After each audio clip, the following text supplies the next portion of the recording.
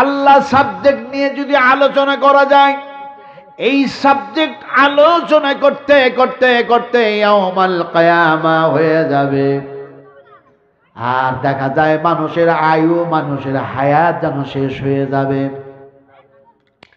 তারপরেও যেন এক আল্লাহর আলোচনা শেষ হবে না। আবার যদি দেখা যায় কোরআনুল কারীম সাবজেক্টের উপরে আলোচনা করা যায়, এই আলোচনা করতে করতে করতে ডান হাতে বাম হাতে আমলনামা চলে আসবে। তারপরেও দেখা যায় কোরআনের আলোচনা শেষ হবে না। বিশ্বনবী মুহাম্মদুর রাসূলুল্লাহ সাল্লাল্লাহু আলাইহি ওয়াসাল্লাম সাবজেক্টের উপরে যদি আলোচনা করা যায়, এমনি করে জান্নাত আর জাহান্নামের ফয়সালা শেষ হয়ে যাবে, মুহাম্মদ সাল্লাল্লাহু আলাইহি ওয়াসাল্লামের আলোচনা শেষ হবে না। সব সাবজেক্টেই একটু একটু করে আলোচনা করি, একটু একটু করে। কেমন একটু একটু করে? আল্লাহ হচ্ছেন এমন একজন আল্লাহ যে আল্লাহর নাম শুধু আল্লাহ নয়। আল্লাহর নাম কি? আল্লাহ রাব্বুল আলামিনের নাম হচ্ছে কি? শোনো, লা ইলাহা ইল্লা হুয়া ইলাইহিল মাসির। সবাই মিলে পড়ুন আমার সাথে, লা ইলাহা ইল্লা হুয়া ইলাইহিল মাসির। তিনি ছাড়া কোনো ইলাহ নাই, তিনি ছাড়া কোনো মাবুদ নেই। তিনি হলেন একজন স্রষ্টা, সকলের খালিক ও মালিক। তার নাম হলো আল্লাহ। আল্লাহু লা ইলাহা ইল্লা হুয়াল হাইয়ুল কাইয়্যুম। আল্লাহ এমন একজন আল্লাহ যিনি হচ্ছেন হাই, যিনি হচ্ছেন কাইয়্যুম, যিনি হচ্ছেন অনন্ত, যিনি হচ্ছেন অনন্ত অসীম, যিনি হচ্ছেন চূড়ান্ত, যিনি হচ্ছেন অক্ষয়, যিনি হচ্ছেন অমর, যে আল্লাহ কখনো শেষ হয়ে যায় না, তার নাম হচ্ছে আল্লাহ। যদি বলি সুবহানাল্লাহ।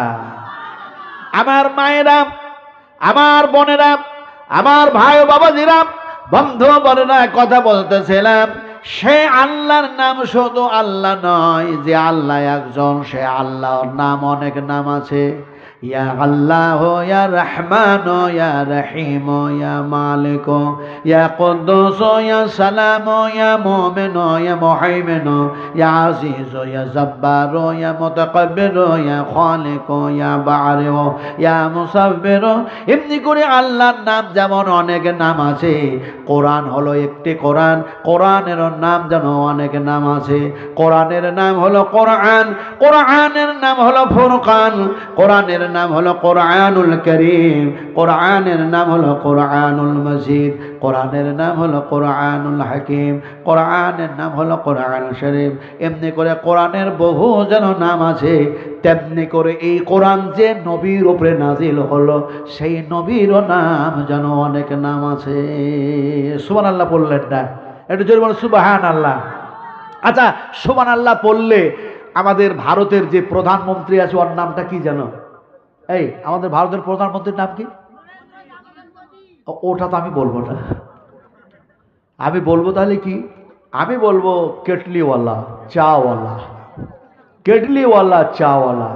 আচ্ছা, আমরা যদি এখানে সুবহানাল্লাহ পড়ি, তাহলে ও কতটা রাজি হবে আর কতটা অসন্তুষ্ট হবে আমাদের দেখে কোনো লাভ আছে?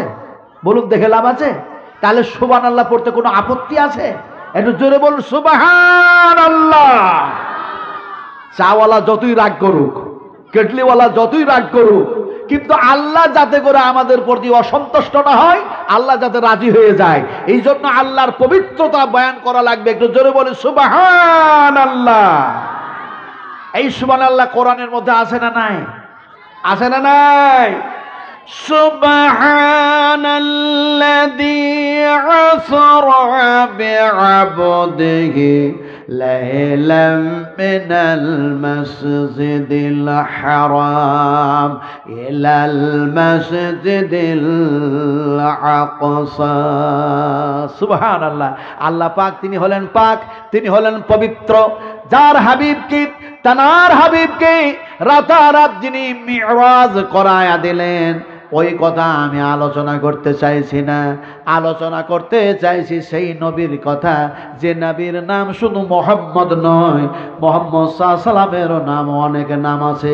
আল্লাহর নাম যেমন অনেক, কোরআনের নাম যেমন অনেক, তেমনটা করে দেখা যায় মোহাম্মদ সাল্লাল্লাহু আলাইহি সাল্লামের নাম অনেক।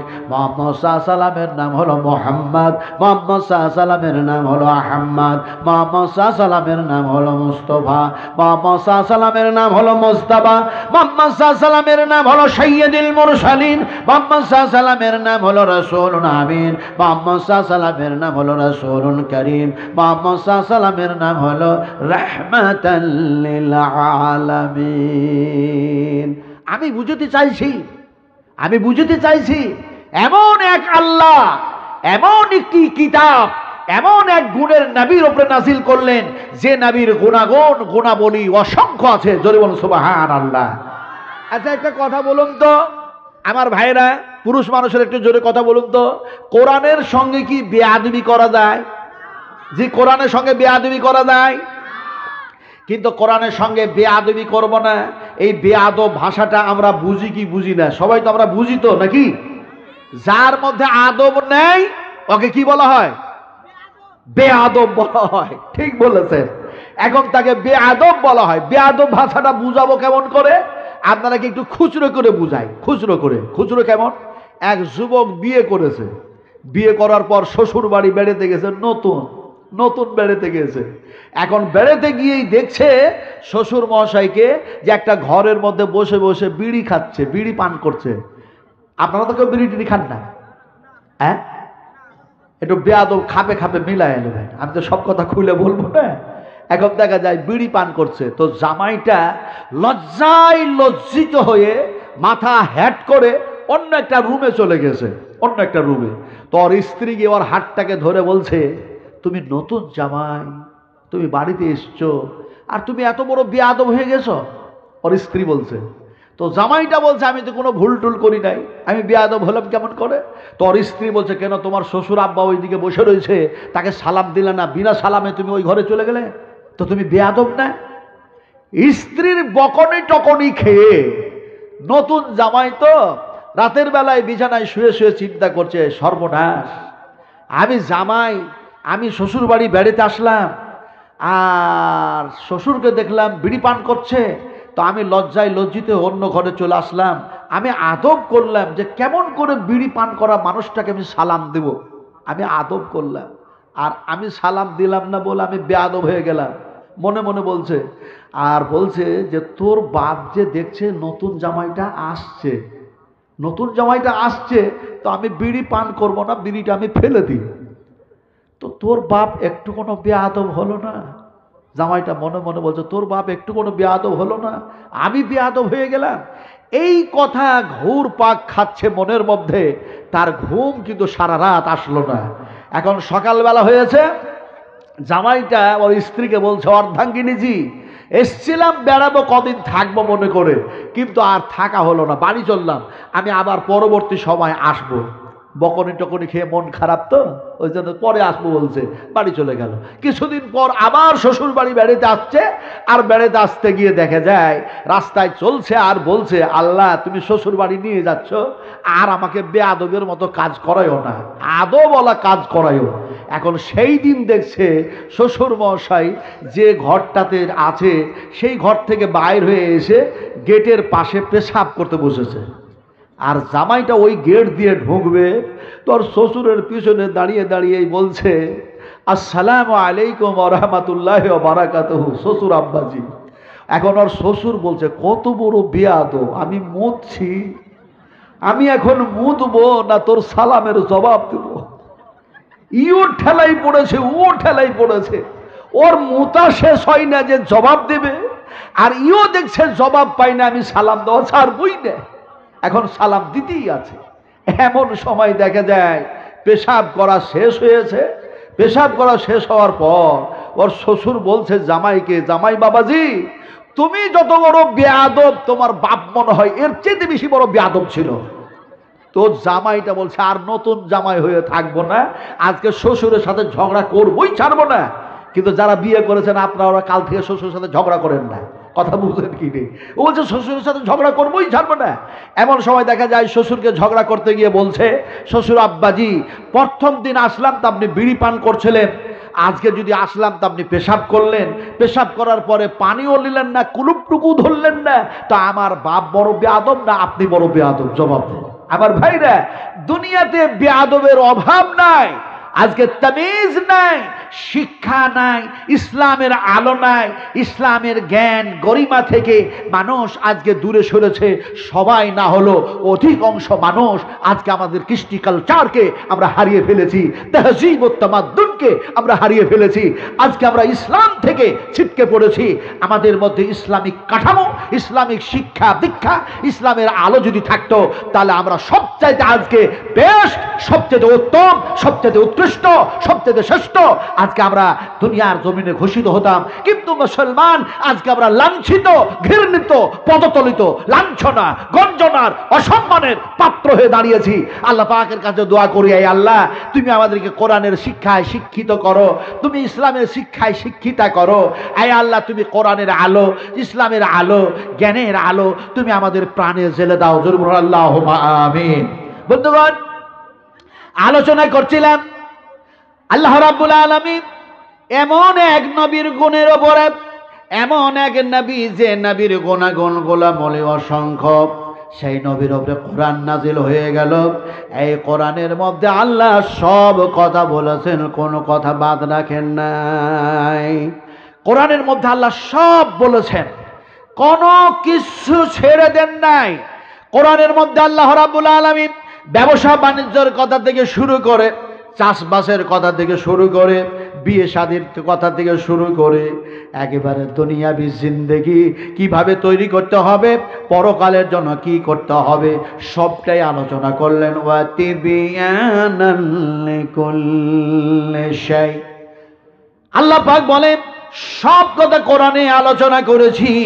তার মধ্যে এক জায়গায় দেখা যায় কোরআনের মধ্যে বলা হচ্ছে এমনি করে, কি বলা হচ্ছে শোনান, লক্ষ্য করুন। ওয়াজকুরু ইজআলতুম কালিলাম মুস্তাজআফুনা ফিল আরদি তাখাফুনা আইয়াতাকাদ্দাবাকুম الناس فآواكم وأيدكم بنصره ورزقكم من الطيبات لعلكم تشكرون। সুবহানাল্লাহ বিহামদিহি সুবহানাল্লাহিল আযীম। আমার মায়েরা, আপনাদেরকে সুন্দর একটা ঘটনা শোনাই, তারপর আমি কোরআনের আয়াতের তর্জমায় যাব। আল্লাহর রাসূল সাহাবায়ে কেরামদের সামনে বসে আছেন আর আলোচনা করছেন। ও সাহাবীরা, আমার পূর্বে অনেক নবী রাসূল আম্বিয়াকে আল্লাহ পাক পাঠিয়েছেন এই জমিনে।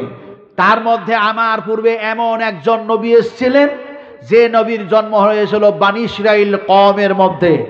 সেই নবী একদিন বললেন, এ আমার কওমেরা, হে আমার জাতিরা, তোমাদেরকে সঙ্গে করে নিয়ে আমি জিহাদের ময়দানে যেতে চাই, তোমরা কি যেতে রাজি আছো? কওমেরা বললেন, নবীজি, আপনি যদি সত্যটাকে বাস্তবায়ন করার জন্য, দ্বীনকে কায়েম করার জন্য, এক আল্লাহর কথাগুলিকে মানুষের কাছে পৌঁছে দেওয়ার জন্য যদি জিহাদ করেন, তাহলে আমরা আপনার সঙ্গে সাথ দেব, আমরা যেতে রাজি আছি। যদি বলুন সুবহানাল্লাহ। এখন নবী যখন তাদের কাছ থেকে এই কথা শুনতে পেলেন, জবাব পেলেন, সেই সময় নবী বললেন কি? বনী ইসরাইল কওমের জামানায় সেই নবীটা বললেন কি? সে নবী বললেন যে শোনো, আমার সঙ্গে তারা যেতে পাবা, সবাই যেতে পারবা না। কেমন সবাই যেতে পারবা না? যারা যেতে পারবা না সেই শ্রেণীর নাম বলে দিচ্ছি। 3 শ্রেণীর মানুষ আমার সঙ্গে জিহাদের ময়দানে যেতে পারবা না। এক শ্রেণীর মানুষ হচ্ছে যারা নতুন বিয়ে করেছো। সহি হাদিস বয়ান করছি, ভালো করে শোনো। যারা নতুন বিয়ে করেছো, এখনো পর্যন্ত মিলামিশা হয় নাই, বাসর রাত হয় নাই, এই শ্রেণীর মানুষগুলি জিহাদের ময়দানে যেতে পারবে না। আর এক শ্রেণীর মানুষ যেতে পারবে না, যে মানুষগুলি নতুন বাড়ি দিচ্ছ, এখনো মাথা ঢাকার মতো চাল হয় নাই, ছাদ হয় নাই, এই মানুষগুলি তোমরা যেতে পারবে না। 3 নম্বর শ্রেণীর মানুষ, তারা যেতে পারবে না যাদের বাড়িতে আছে ছাগল, যাদের বাড়িতে আছে উটনি, যাদের বাড়িতে আছে দুম্বা, যাদের বাড়িতে আছে ভেড়া, যাদের বাড়িতে আছে এই ধরনের প্রাণী এবং তারা পেটে সন্তান ধারণ করে আছে, আজ হয় কিংবা কাল হয় এরকম অবস্থা হয়ে আছে, এই ধরনের পশু পালনেওয়ালা মানুষ তারা আমার সঙ্গে যেতে পারবে না। এই কথা বলে নবী তিনি বাইর হয়ে পড়লেন। বললেন কি? ঘর থেকে বাইর হতে গিয়ে তিনি বললেন, বিসমিল্লাহি তাওয়াক্কালতু আলাল্লাহ লা হাওলা ওয়ালা কুওয়াতা ইল্লা বিল্লাহ। আপনারা যখন আসছেন এখানে বাড়ি থেকে বাইরের সময় এই দোয়াটা পড়েছেন তো? সবাই পড়েছেন? না না, সবাই পড়ে না, শুধু আন্দাজে বাচ্চা ছেলেগুলো বলছে হ্যাঁ, কথা বুঝেন কিনে। বড়রা কিন্তু চুপ আছে, খুব হুঁশিয়ার মানুষ, এরা খুব চালাক। আল্লাহ বলছে চালাকি করছো? শোনুন, আপনি দোয়া জানেন না, আমি অবাক হয়ে যাই, আমি আশ্চর্য হয়ে যাই। কোন কোন সময় দেখি নামাজ পড়তে গিয়ে মানুষ বলছে আল্লাহু আকবার, বলছে আল্লাহুম্মা বাইদ বাইনি ওয়া বাইনা খাতায়ায়া, আল্লাহুম্মা বাইদ বাইনি ওয়া বাইনা খাতায়ায়া কামা বাতা। এইটাই পড়েন নাকি আপনারা? এই বড় মানুষগুলো একটু হ্যাঁ নাম বলুন, পড়েন তো? কিন্তু ওখানে আল্লাহুম্মা বাইদ বাইনি নেই। আমার মায়েরা ভালো করে শিখুন, আপনারা কমপক্ষে শিখে নেন, আপনারা কম শুনতে পান এগুলো। তো আল্লাহুম্মা বাইদ বাইনি ওখানে নেই, কি পড়বেন আপনারা? যদি আল্লাহুম্মা বাইদ বাইনি পড়েন তাহলে বাইতুনের মানে হলো বাড়ি, বাইতুনের মানে হলো ঘর।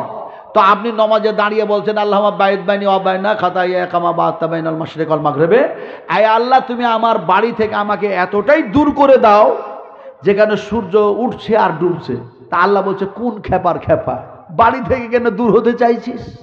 তাহলে ওখানে আছেটা কি? দোয়াটা কি আছে ওখানে? আছে দোয়াটা, বুখারী ও মুসলিম শরীফের মধ্যে দোয়াটা এসছে। দোয়াটা আছে আল্লাহুম্মা বাঈদ, আল্লাহুম্মা বাঈদ, দয়ের উচ্চারণ করতে হবে, দয়ের উচ্চারণ করতে হবে, তয়ের উচ্চারণ করলে ভুল হয়ে যাবে। বাইদকে মানে হলো দূর, করিবকে মানে হলো কাছে। তাহলে বলা লাগবে আল্লাহুম্মা বাঈদ বাইনি ওয়া বাইনা খাতায়ায়া কামা বা'আদতা বাইনাল মাশরিকি ওয়াল মাগরিব। আপনি দোয়া পড়লেন, শুধু ওইখানেই গন্ডগোল নয়, আপনি যেন বলছেন সুবহান রাব্বিয়াল আযীম, সুবহান রাব্বিয়াল আযীম, সুবহান রাব্বিয়াল আলা, সুবহান রাব্বিয়াল আলা, সুবহান রাব্বিয়াল আলাও নেই, সুবহান রাব্বিয়াল আযীমও নেই। তাহলে আছে কি? ওই জায়গায় আছে সুবহানা রাব্বিয়াল আযীম, সুবহানা রাব্বিয়াল আযীম, সুবহানা রাব্বিয়াল আলা। আর বলছে সুবহানাল্লাহ আল্লাহ, সুবহানাল্লাহ আল্লাহু আকবার। আল্লাহ বলছে কম বড় নমাজি, সাল্লু কামা রাআইতুমুনি উসাল্লি। রাসূল আকরাম সাল্লাল্লাহু আলাইহি ওয়াসাল্লাম বলছেন তোমরা আমাকে দেখো, আমি যেভাবে সালাত আদায় করছি, নামাজ পড়ছি, সেইভাবে তোমরাও নামাজ পড়ো। আবার যেন রাসূল বলছেন সবচেয়ে বড় চোর সেই চোরের নাম হচ্ছে যারা নামাজের মধ্যে নামাজ চুরি করে। আস্তাগফিরুল্লাহ। একজনকে দেখছি বলছে সামি আল্লাহু লিমান হামিদা, মা বোনেরা কি বলে তা জানি না, বলছে সামি আল্লাহু লিমান হামিদা। তো সামি আল্লাহু লিমান হামিদা ওখানে নাই, ওখানে সামি আল্লাহু লিমান হামিদা নেই। ওখানে আছেটা কি? সামি আল্লাহু, সামি আল্লাহু লিমান, লিমান, লিমান হামেদা। তো খেপা বলছে সামি আল্লাহু লিমান হামেদা, হনুমানের মন্দির বানিয়ে তো কোনো লাভ নাই। হায় হায়, সারা জীবন কি করলাম? আল্লাহ পাক বলছেন يصلح لكم أعمالكم ويغفر لكم ذنوبكم والله غفور رحيم। জীবনের ইসলাহ করে নাও, সংশোধন করে নাও। জীবনটার ভুল ত্রুটিগুলি যদি সংশোধন করো, আমি আল্লাহ তোমাদের গুনাহগুলি মাফ করে দেব। আমি হচ্ছি গফুর রহিম, আমি রহমানুর রহিম, আমি দয়াশীল, আমি ক্ষমাশীল, আমি রহমান। অবশ্যই তোমাদেরকে মাফ করে দেবো। জোরে বলুন সুবহানাল্লাহ। এখন শুধু তাই না, আমার ভাইরা, দুয়ার কথা যখন বলতেই গেলাম তখন বলি, যেন একদিন রাসূল আকরাম সাল্লাল্লাহু আলাইহি ওয়াসাল্লাম একজন সাহাবীর হাতকে ধরলেন, একটা সাহাবীর হাত ধরলেন। হাদিসটা এসছে কোথায়? হাদিসটা এসছে মুসলিম শরীফের মধ্যে, হাদিসটা বর্ণনা করা হয়েছে। কি সাহাবীটার নাম কি? সাহাবীটির নাম হচ্ছে হযরতে বারা ইবনে আযাব রাদিয়াল্লাহু তাআলা আনহু। তিনি বলছেন রাসূল আমার হাতটাকে ধরলেন। সুবহানাল্লাহ। নবী যার হাতে হাত দিবেন, হাতটাকে ধরবেন, ওই হাত আর জাহান্নামে কখনো আল্লাহ পাক ফেলাবেন না, ওই হাতটাকে কখনো জাহান্নামে আর পুড়াবেন না। সুবহানাল্লাহ ওয়া বিহামদিহি সুবহানাল্লাহিল আযীম। তো রাসূল তার হাতটাকে ধরলেন আর বললেন, এই বারা ইবনে আযাব, তোমাকে এমন একটা দোয়া আমি শিখিয়ে দেব না, যে দোয়াটা পড়ে তুমি যদি ঘুমিয়ে যাও আর ঘুমের ঘরে যদি তোমার মওত হয়ে যায়, মৃত্যু হয়ে যায়, আমি রাসূলুল্লাহ বলছি ইসলামের ফিতরাতে, ইসলামের ভিত্তিতে তোমার মওত হবে। জোরে বলুন সুবহানাল্লাহ। আপনারা শোয়ার আগে কি দোয়া পড়েন? এই পুরুষ মানুষগুলো বলুন, শোয়ার আগে কি দোয়া পড়েন? না, ওরকম নাই, ওরকম নাই। কি রকম আছে? আল্লাহুম্মা বিইসমিকা ওয়া আমুতু ওয়া আহিয়া, ওয়া আহিয়া নয়, ওয়া আহিয়া নয়, হিয়া মিয়া কিছু নাই ওখানে। ওখানে আছে কি? ওয়া আহিয়া, সোজা কথা। এটা তো আপনি পড়েন, কিন্তু যে দোয়াটা রাসূল শিখালেন সাহাবীকে, যে এই দোয়াটা পড়ে যদি তুমি ঘুমিয়ে যাও, ঘুমের ঘরে কলমা পড়ার সুযোগ হলো না, তওবা করার সুযোগ হলো না, ইস্তিগফার করার সুযোগ হলো না, আল্লাহর কাছে ক্ষমা চাওয়ার সুযোগ হলো না, ঘুমের ঘরে আল্লাহ মওত দিতে পারে না, পারে না, পারে না, পারে না। এখন দেখা যায় ঘুমের ঘরে মওত হলেও যাতে ইসলামের ভিত্তিতে মওত হয়ে যায়, এর জন্য রাসূল যেন দোয়া শিখাচ্ছেন। বারা ইবনে আযাব তিনি বললেন, রাসূলুল্লাহ আমাকে দোয়াটা শিখাতে লাগলেন, আমি শিখে নিলাম, আর সারা জীবন যেন সেই দোয়ার প্রতি আমল করতে শুরু করলাম যতদিন আল্লাহ হায়াতে বাঁচিয়ে রেখেছিলেন। দোয়াটা কি? দোয়াটা হচ্ছে, আল্লাহুম্মা নাফসি ইলাইকা ওয়াজহাতু ওয়াজহি ইলাইকা ওয়া ফাওয়াযতু আমরি ইলাইকা ওয়া আলজাতু জাহরি ইলাইকা রাগবাতাও ওয়া রাহবাতান ইলাইকা লা মালজা ওয়া লা মানজা মিনকা ইল্লা ইলাইকা আমানতু বিকিতাবিকাল্লাযী আনজালতা ওয়া বিনাবিয়িকাল্লাযী আরসালতা। এই দোয়া কি মুখস্থ আছে? নাই। আপনারা আমার এই বক্তৃতা শুনবেন আর বারবার চালাবেন, দিয়ে দোয়াটা মুখস্থ করে নেবেন, আমলে পরিণত করবেন, ইনশাআল্লাহ হাদিসের উপরে আমল করা হবে। জোরে বলুন সুবহানাল্লাহ। এখন আমি দুয়ার চ্যাপ্টারে যদি ওয়াজ করি, তাহলে দুয়ার চ্যাপ্টারে ওয়াজ করতে করতে করতে করতে সকাল হয়ে যাবে। অত লম্বা ওয়াজ করব না। নবী যেন ঘর থেকে বাইর হচ্ছেন জিহাদের ময়দানে যাওয়ার জন্য, কি বললেন? বিসমিল্লাহি তাওয়াক্কালতু আলাল্লাহ লা হাওলা ওয়ালা কুওয়াতা ইল্লা বিল্লাহ।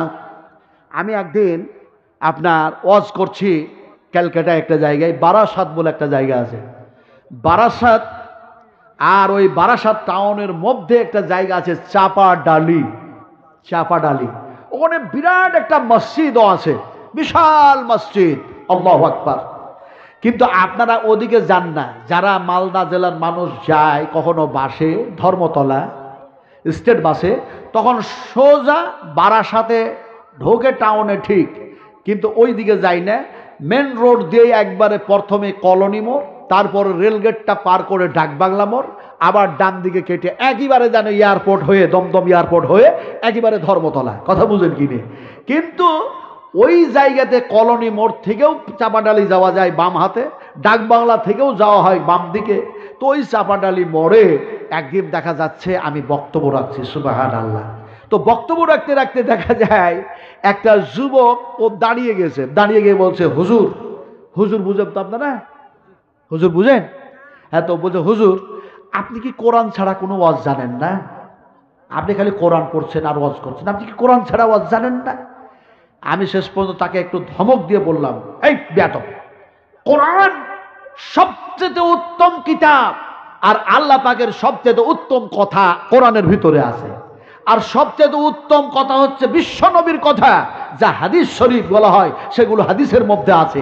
যেমন আল্লাহ রাসূল বলেছেন, ফাইন্না খায়রাল হাদিসি কিতাবুল্লাহ ওয়া খায়রাল হাদিয়ি হাদিয়ু মুহাম্মাদিন সাল্লাল্লাহু আলাইহি ওয়াসাল্লাম। রাসূল বললেন, আমার আল্লাহর চাইতে, আমি নবীর চাইতে আর ভালো কথা কার হতে পারে? আর তুমি বেয়াদব যুবক বলছো কোরআন ছাড়া আপনি কিছুই ওয়াজ জানেন না।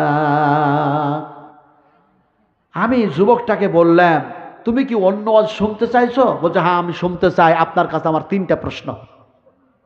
একটা প্রশ্ন হচ্ছে আপনাকে জবাব দিতে হবে, তারপর আপনি ওয়াজ করবেন। আমি বললাম কি তোমার প্রশ্ন? সে বলছে পৃথিবীতে এমন একটা জমিন আছে, পৃথিবীতে এমন একটা জমিন আছে যে জমিনের ওই জায়গায় একদিনই সূর্যের কিরণ পেয়েছে, তার আগেও পাই নাই, কিয়ামত পর্যন্ত পাবে না। ওই জায়গাটার নাম কি? এটা আমার প্রশ্ন। আর একটা প্রশ্ন হচ্ছে, একই মায়ের 2টি সন্তান, একই দিনেই জন্ম আর একই দিনেই মৃত্যু, অথচ এক ভাইয়ের বয়স হচ্ছে 200 বৎসর আর এক ভাইয়ের বয়স হচ্ছে 100 বৎসর। একই দিনে জন্ম হলো, বয়সের মধ্যে এরকম পার্থক্য কেমন করে হলো? আর সেই ভাই দুটির নাম কি? আমি বলে তুমি দারুণ প্রশ্ন করছো। না না, অত সহজ না, মাদ্রাসাতে 22 বছর পড়েছি।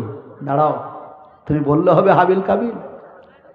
আবার ভাইরা, তারপরে দেখা যায় সে প্রশ্ন করলো।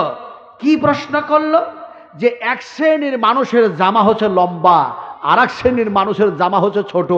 এই জামার মধ্যে ছোট বড় হলো কবে থেকে, এর ইতিহাস তারিখ আপনাকে বলতে হবে। আমি বললাম সর্বনাশ। সভাপতি যিনি ছিলেন তিনি বসেছিলেন, উনি আমাকে বলছেন, সাহেব আপনি যত আয়াত পড়েছেন আর জেহাদের ময়দানে নবী যাচ্ছেন সে কথা কখন বলবেন, আয়াতগুলির তর্জমা কখন করবেন, আর এদিকের প্রশ্নের জবাবটাই বা কখন দিবেন? ভারী সমস্যায় পড়ে গেলাম এই ধরনের লোককে নিয়ে। এরা বারবার প্রশ্ন করতেই থাকছে।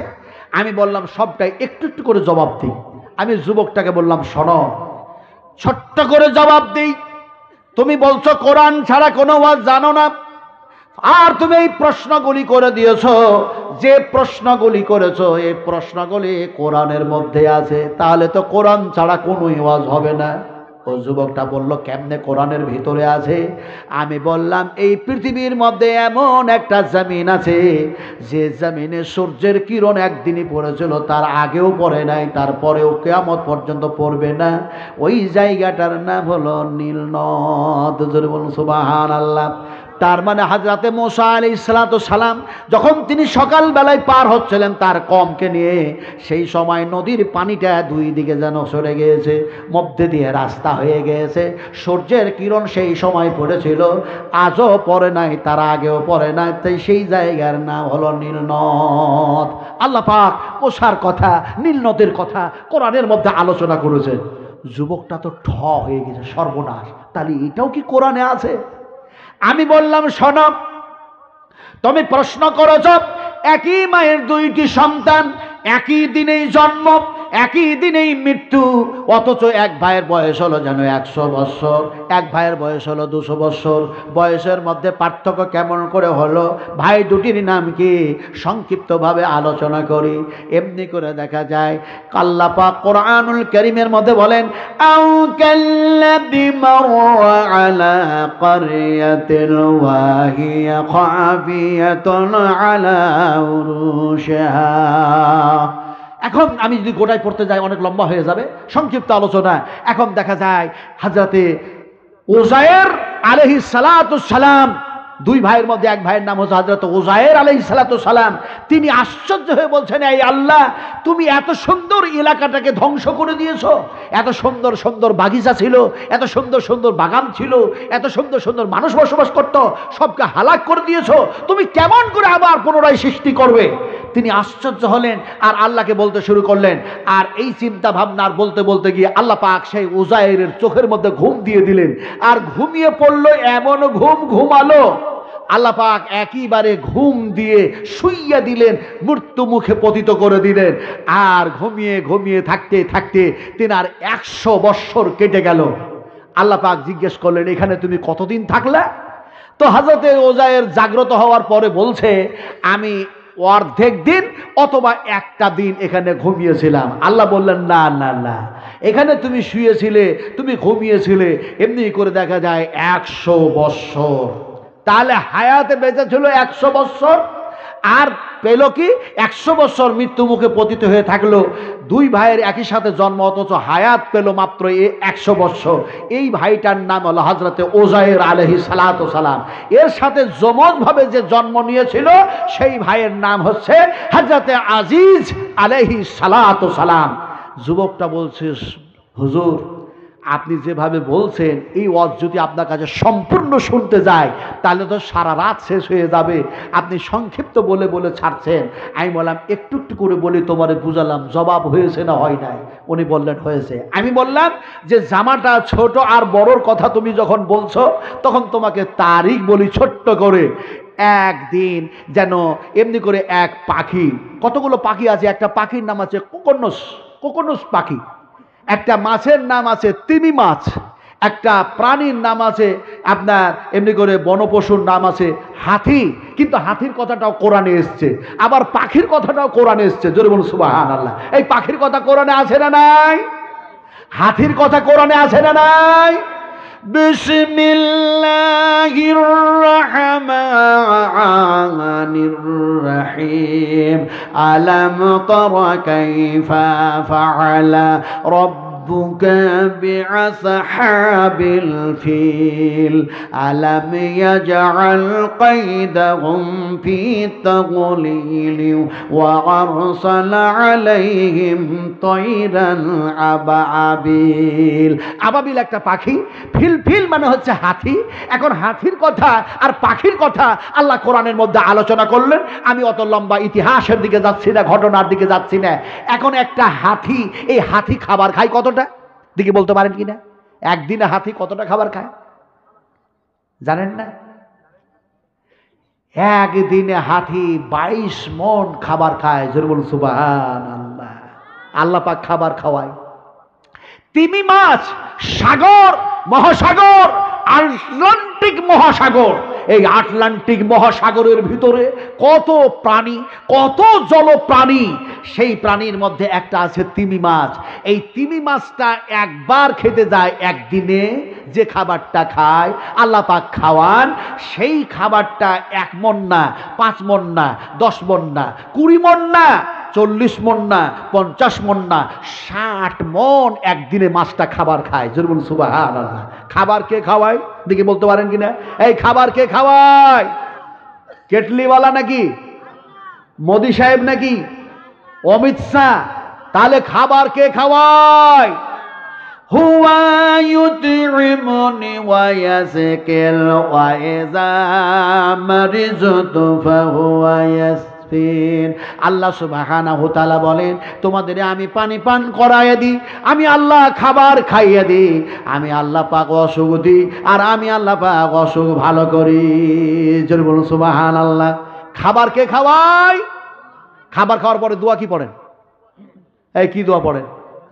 হ্যাঁ, বাস আলহামদুলিল্লাহ। মা বোনেরা, কমপক্ষে আপনারা শিখুন। খাবার খেলেন বিশ্ব নবী। খাবার খাওয়ার পরে, আমি খাবারের চ্যাপ্টারে সম্পূর্ণ আলোচনা করতে যাচ্ছি না। খাবার খেলেন, খাবার খাওয়ার পরে নবী দোয়া পড়লেন। কি দোয়া পড়লেন? বুখারী শরীফের মধ্যে ওই দোয়াটি এসছে। বিশ্বনবী দোয়া বললেন, আলহামদুলিল্লাহি হামদান কাসীরান তাইয়িবান মুবারাকান ফি গায়রা মাকফিয়ান ওয়ালা মুওয়াদ্দিয়ান ওয়ালা মুস্তাগনান আনহু রব্বানা। এই দোয়া জানেন তো নাকি? হায় হায় হায় হায় হায় হায়, শুধু খেয়ে গেলাম আর দোয়া বললাম না। আমার ভাইরা, এখন কথা বলতেছিলাম কি আপনাদেরকে কথা বলতেছিলাম যে এমনি করে দেখা যায় একটা পাখির নাম হলো কোকনোস। যে কোকনোস পাখিটা সবচেয়ে উঁচু জায়গায় উড়ে, আর তার ডিম জমিনে আসেই না, এত উঁচুতে জায়গাতে সেই কোকনোস পাখি উড়ে যে পাখিটা ডিম পারলে ডিমটা নিচু দিকে আস্তে আস্তে আবার যেন দেখা যায় ডিমের ভিতরে বাচ্চা তৈরি করে দেন আল্লাহ। আর সেই বাচ্চা হওয়ার পরে সেই বাচ্চাটা নিচু আস্তে আস্তে আবার তার ডানা পাকড়া হয়ে আবার সেও যেন উঠতে শুরু করে দেয়। এরকম পাখি আল্লাহ যেন শূন্য জায়গাতে যেন ঘোরাফেরা করাচ্ছেন। আর এখনকার বৈজ্ঞানিকেরা সামান্য একটা জাহাজ তৈরি করে, একটা জাহাজ আবিষ্কার করে, এরা বলছে আমরা কি কম বড় বৈজ্ঞানিক? কিন্তু আল্লাহ পাক বলছেন ওই পাখির কাছে জ্ঞান দাও যে পাখিটা শূন্য জায়গায় উঠতেছে। আল্লাহ সুবহানাহু ওয়া তাআলা সে কথা কোরআনের মধ্যে আলোচনা করেছেন যে আমার হাতে বলার টাইম নেই, বলার সময় নেই। এই এলাকায় আসলে ইনশাআল্লাহ সে কথা আলোচনা আমি করব যথাযথভাবে। আলোচনা করছিলাম কি যে দুই ভাইয়ের মধ্যে এমনি করে দেখা যায় একটা পাখি, সেই পাখিটার নাম হলো আপনার চটুই পাখি বলেন না কি বলে জানি না, ওই ওই ওই তাল গাছে, হ্যাঁ বাবুই পাখি, হ্যাঁ ঠিক বলেছেন, ওই বাসা টাসা করে রাখে বাবুই পাখি। তো ওই বাবুই পাখিটা এখন বাসা করেছে, এত সুন্দর করে বাসাটা করেছে, ঝড় আসলেও ছেড়ে পড়ে না। আর যদি ছেড়ে পড়ে, পাখি যদি থাকে ওকে একটুকুনো বাজবে না, একটুকুনো লাগবে না। সুবহানাল্লাহ, এত সুন্দর করে বাসা তৈরি করে। ওই বাসাটা খুলে যদি কোনো একজন ইঞ্জিনিয়ারকে গিয়ে বলা হয় তুমি এরকম একটা ঘর বানায়া দাও, পারবে? একটা পাখির কাছে জ্ঞান শূন্য হয়ে গেল। তাহলে মানুষের জ্ঞান কতটা বলুন? মানুষের জ্ঞান কতটা? এই মানুষের জ্ঞান কতটা? অনেকটা না, মানুষের জ্ঞান খুব সামান্যতম জ্ঞান, খুবই কম জ্ঞান। ওয়ামা উতিতুম মিনাল ইলমি ইল্লা কালিলা। আল্লাহ পাক বলছেন মানুষকে জ্ঞান দিলাম সামান্য, আর সামান্য জ্ঞানের ঠেলায় যেন সে যেন বলে আমি কি কি হলাম, কি কি করলাম, কি হনু গোটায় যেন হনুমান হয়ে গেল। সামান্য জ্ঞানের ঠেলায় সে আল্লাহকে ভুলে গেল, রাসূলকে ছেড়ে দিল, কোরআন ছেড়ে দিল, তাওহীদ ছেড়ে দিল, রিসালাত ছেড়ে দিল, আখিরাত ভুলে গেল। কথাটা বলতেছিলাম কি, এখন সেই পাখি, দুইটা পাখি বাসাতে বসে আছে, একটা হলো মাদা আর একটি হলো মাদি। ওই মাদা পাখিটা বলছে ওর স্ত্রীকে, মাদি পাখিটা বলছে এই শোন শোন শোন।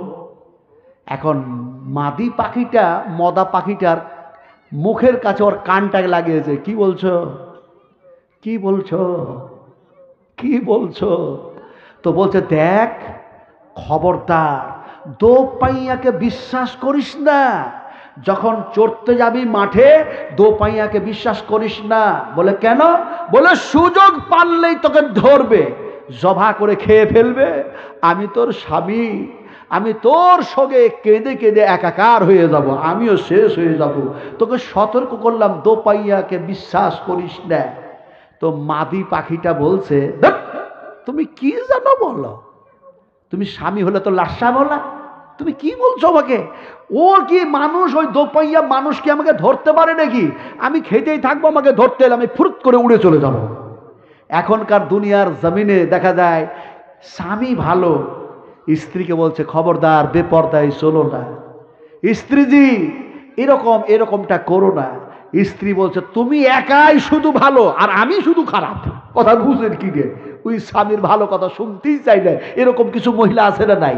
আবার কিছু মহিলা ভালো, ওরা স্বামীকে বলে স্বামীজি বিড়ি খেয়েও না, সিগারেট খেয়েও না, হুকো খেয়েও না, গেঁজা খেয়েও না, আফিং ড্রাগস এগুলি ব্যবহার করো না, নমাজ পড়ো, রোজা করো, শ্যাম করো, কোরআন পড়ো, ভালো হয়ে চলো, আর খামাখা সময় নষ্ট করো না, জীবনটাকে জাহান্নামের দিকে ঠেলে দিও না। স্বামী বলে তোকে এনে দিচ্ছি, যা রান্না বান্না কর আর খা, বেশি মস্তানি করিস না। এরকম কিছু এমনি করে পুরুষ আছে না আমার ভাইরা? তো এখন দেখা যায় ওই মাদা পাখিটাকে স্ত্রীটা ওই মাদি পাখিটা বলছে তুমিও সব বকো না, আমাকে কেউ ধরতেই পারবে না। এখন মাদা পাখিটা বললেন যাক তোকে বলার বলে দিলাম, তুই আমরা নিজে বুঝবি। এখন একদিন যেন মাদি পাখিটা চড়তে গেছে, একটা এলে বসে বসে ধান খাচ্ছে, খটাস খটাস খটাস খটাস করে ধান খাচ্ছে। এমন সময় খেতে খেতে দেখা যায় একজন পাগড়িওয়ালা মাথায় পাগড়ি বেঁধে আসছে, তোকে পেশাবের চাপ এসছে, তো হাল বয়া ভুঁয়েও পেশাব করতে বসেছে। পানি টানি নেই বলে ও এখন কুলুপ ধরেছে, মোটা একটা ঢেল, কথা বুঝের কিনে, ঢেলাটা কুলুপটা ধরে হাঁটতে হাঁটতে এসছে। এবার ছুট তো ছুট আর ঢেলটা পর তো পর। ওই পাখিটা মনে মনে ভাবছিল ও তো দোপাইয়া বটে, কিন্তু পাগড়ি বাঁধা মানুষ, ও কি আমার ক্ষতি করে? কিন্তু দেখা যায় ওর ক্ষতি করার ইচ্ছেও ছিল না।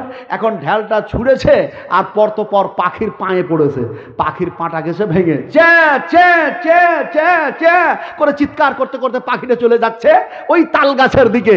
আর ওর স্বামীটা কিন্তু ওই বাসার মধ্যে বসে আছে।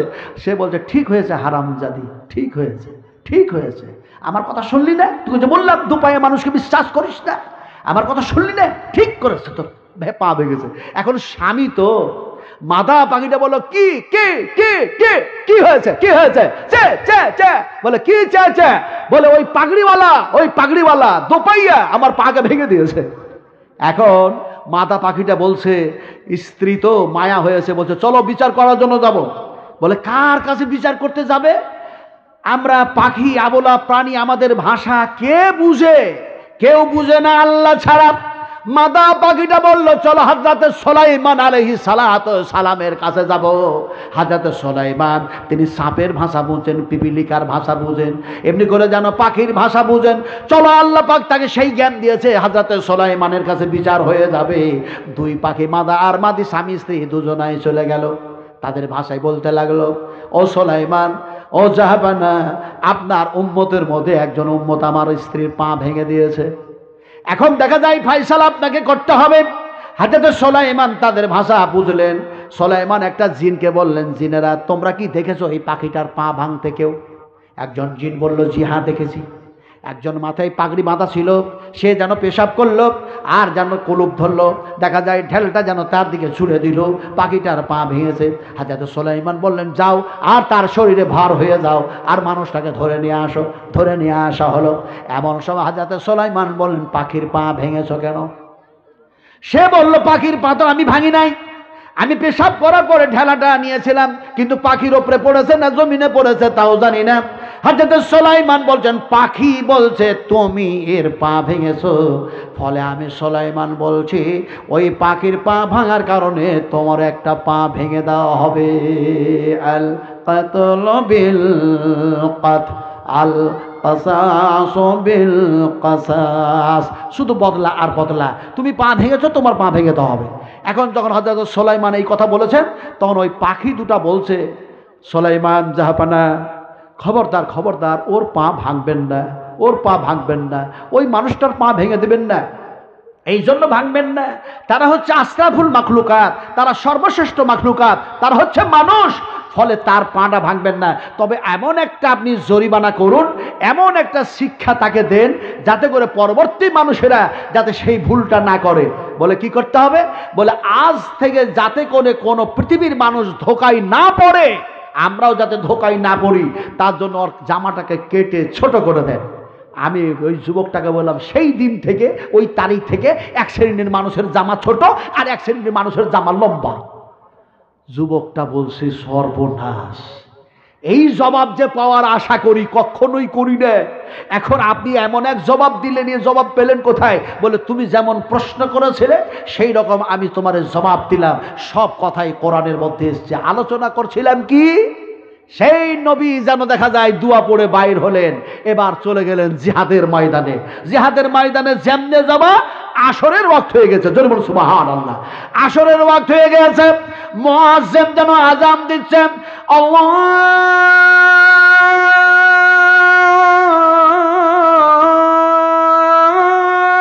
আল্লাহু আকবার, আল্লাহু আকবার, আল্লাহু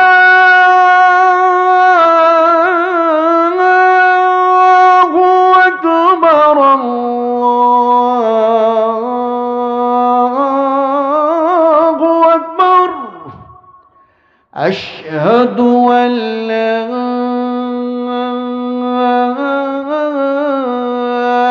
ইলাহা ইল্লাল্লাহ আশহাদু আন্না মুহাম্মাদার রাসূলুল্লাহ।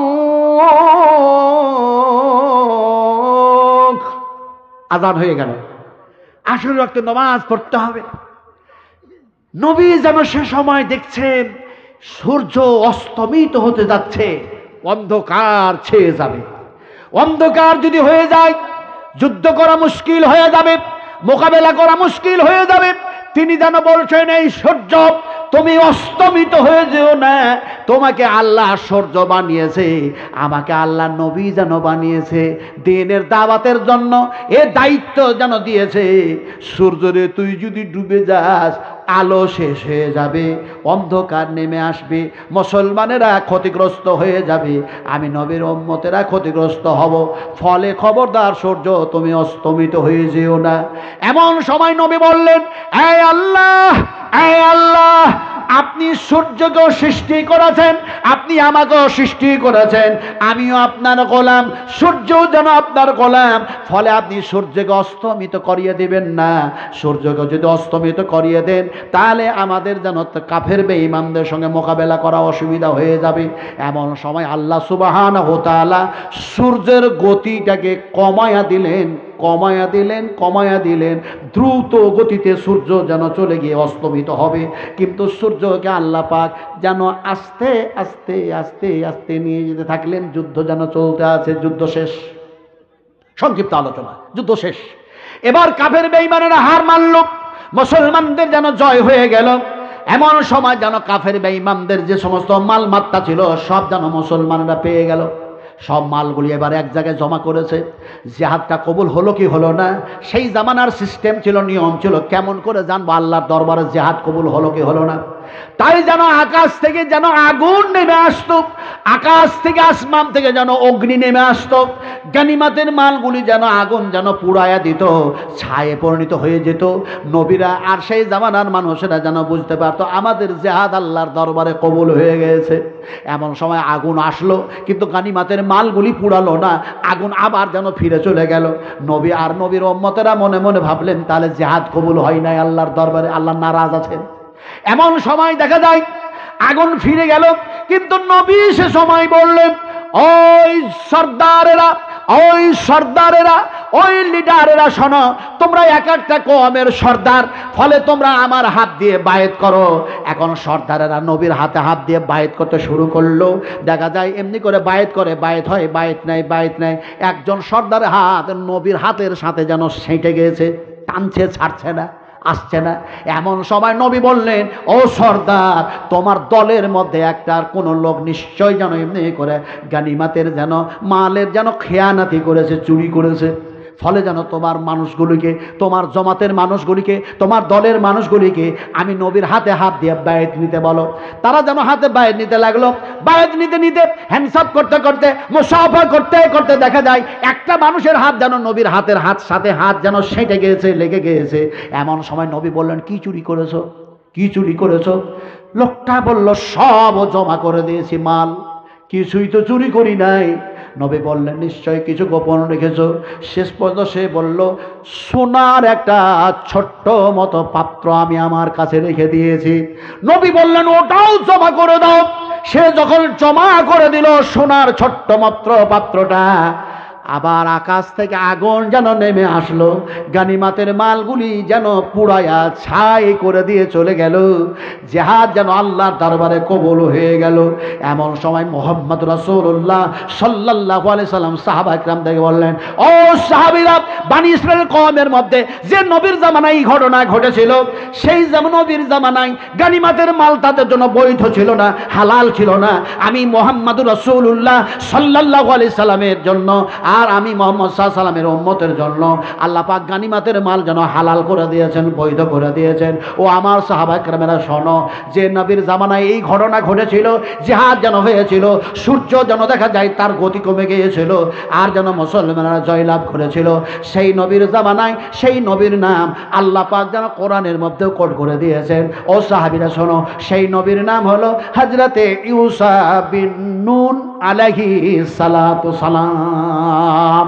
আল্লাহ সুবহানাহু তাআলা এবার কথাটাকে জিকির করছেন, আলোচনা করছেন যে অজকুরু, তোমরা স্মরণ করো সেই সময়ের কথা যে সময় তোমাদের জনসংখ্যা ছিল কম।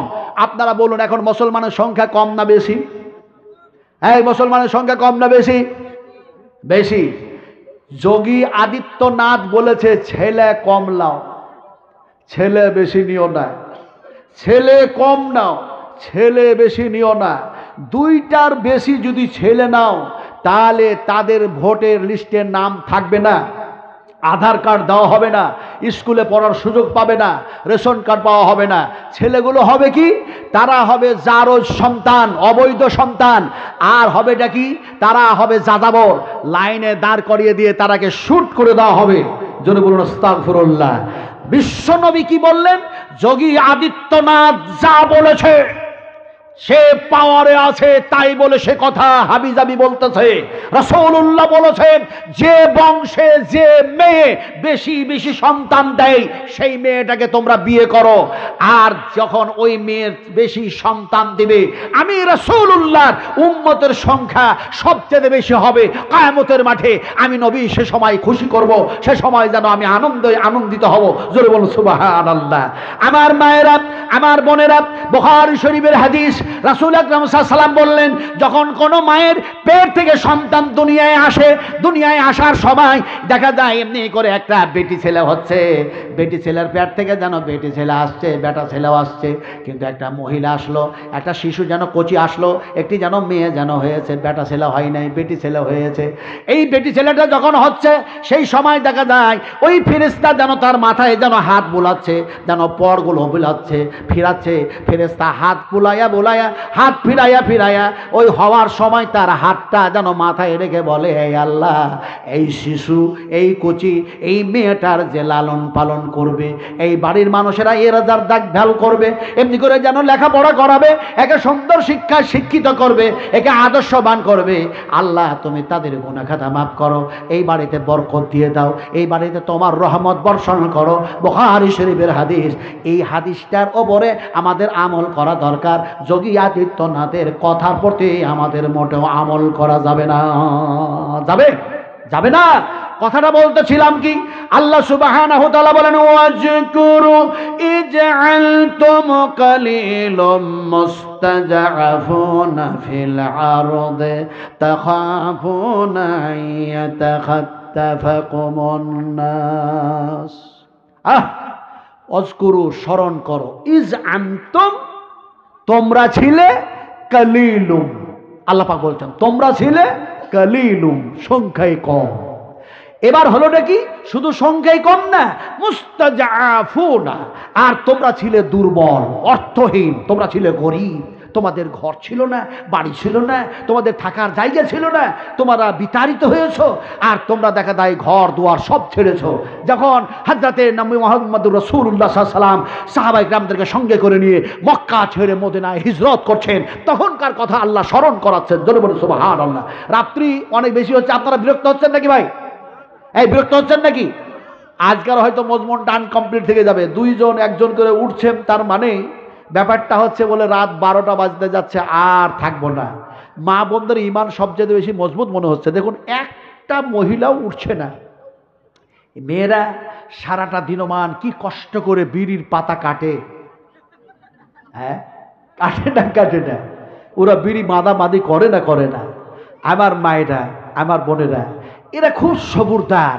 মেয়েরা কি সবুরদার, ওরা এত সবুরদার, আল্লাহ পাক ওদের মধ্যে এত ধৈর্যের পাহাড় বেঁধে দিয়েছে যে সেই সময় দেখা যায় সন্তান হতে গিয়ে কত মায়ের প্রাণ চলে যায়, কত যে এক কষ্ট হয়। আহা, কত ব্লাডিং বয়ে যায়, যন্ত্রণায় থাকা অসম্ভব হয়ে যায়, সে সময় তো ধৈর্য ধারণ করে, আল্লাহ তুমি ছাড়া আমার কোনো গতি নাই।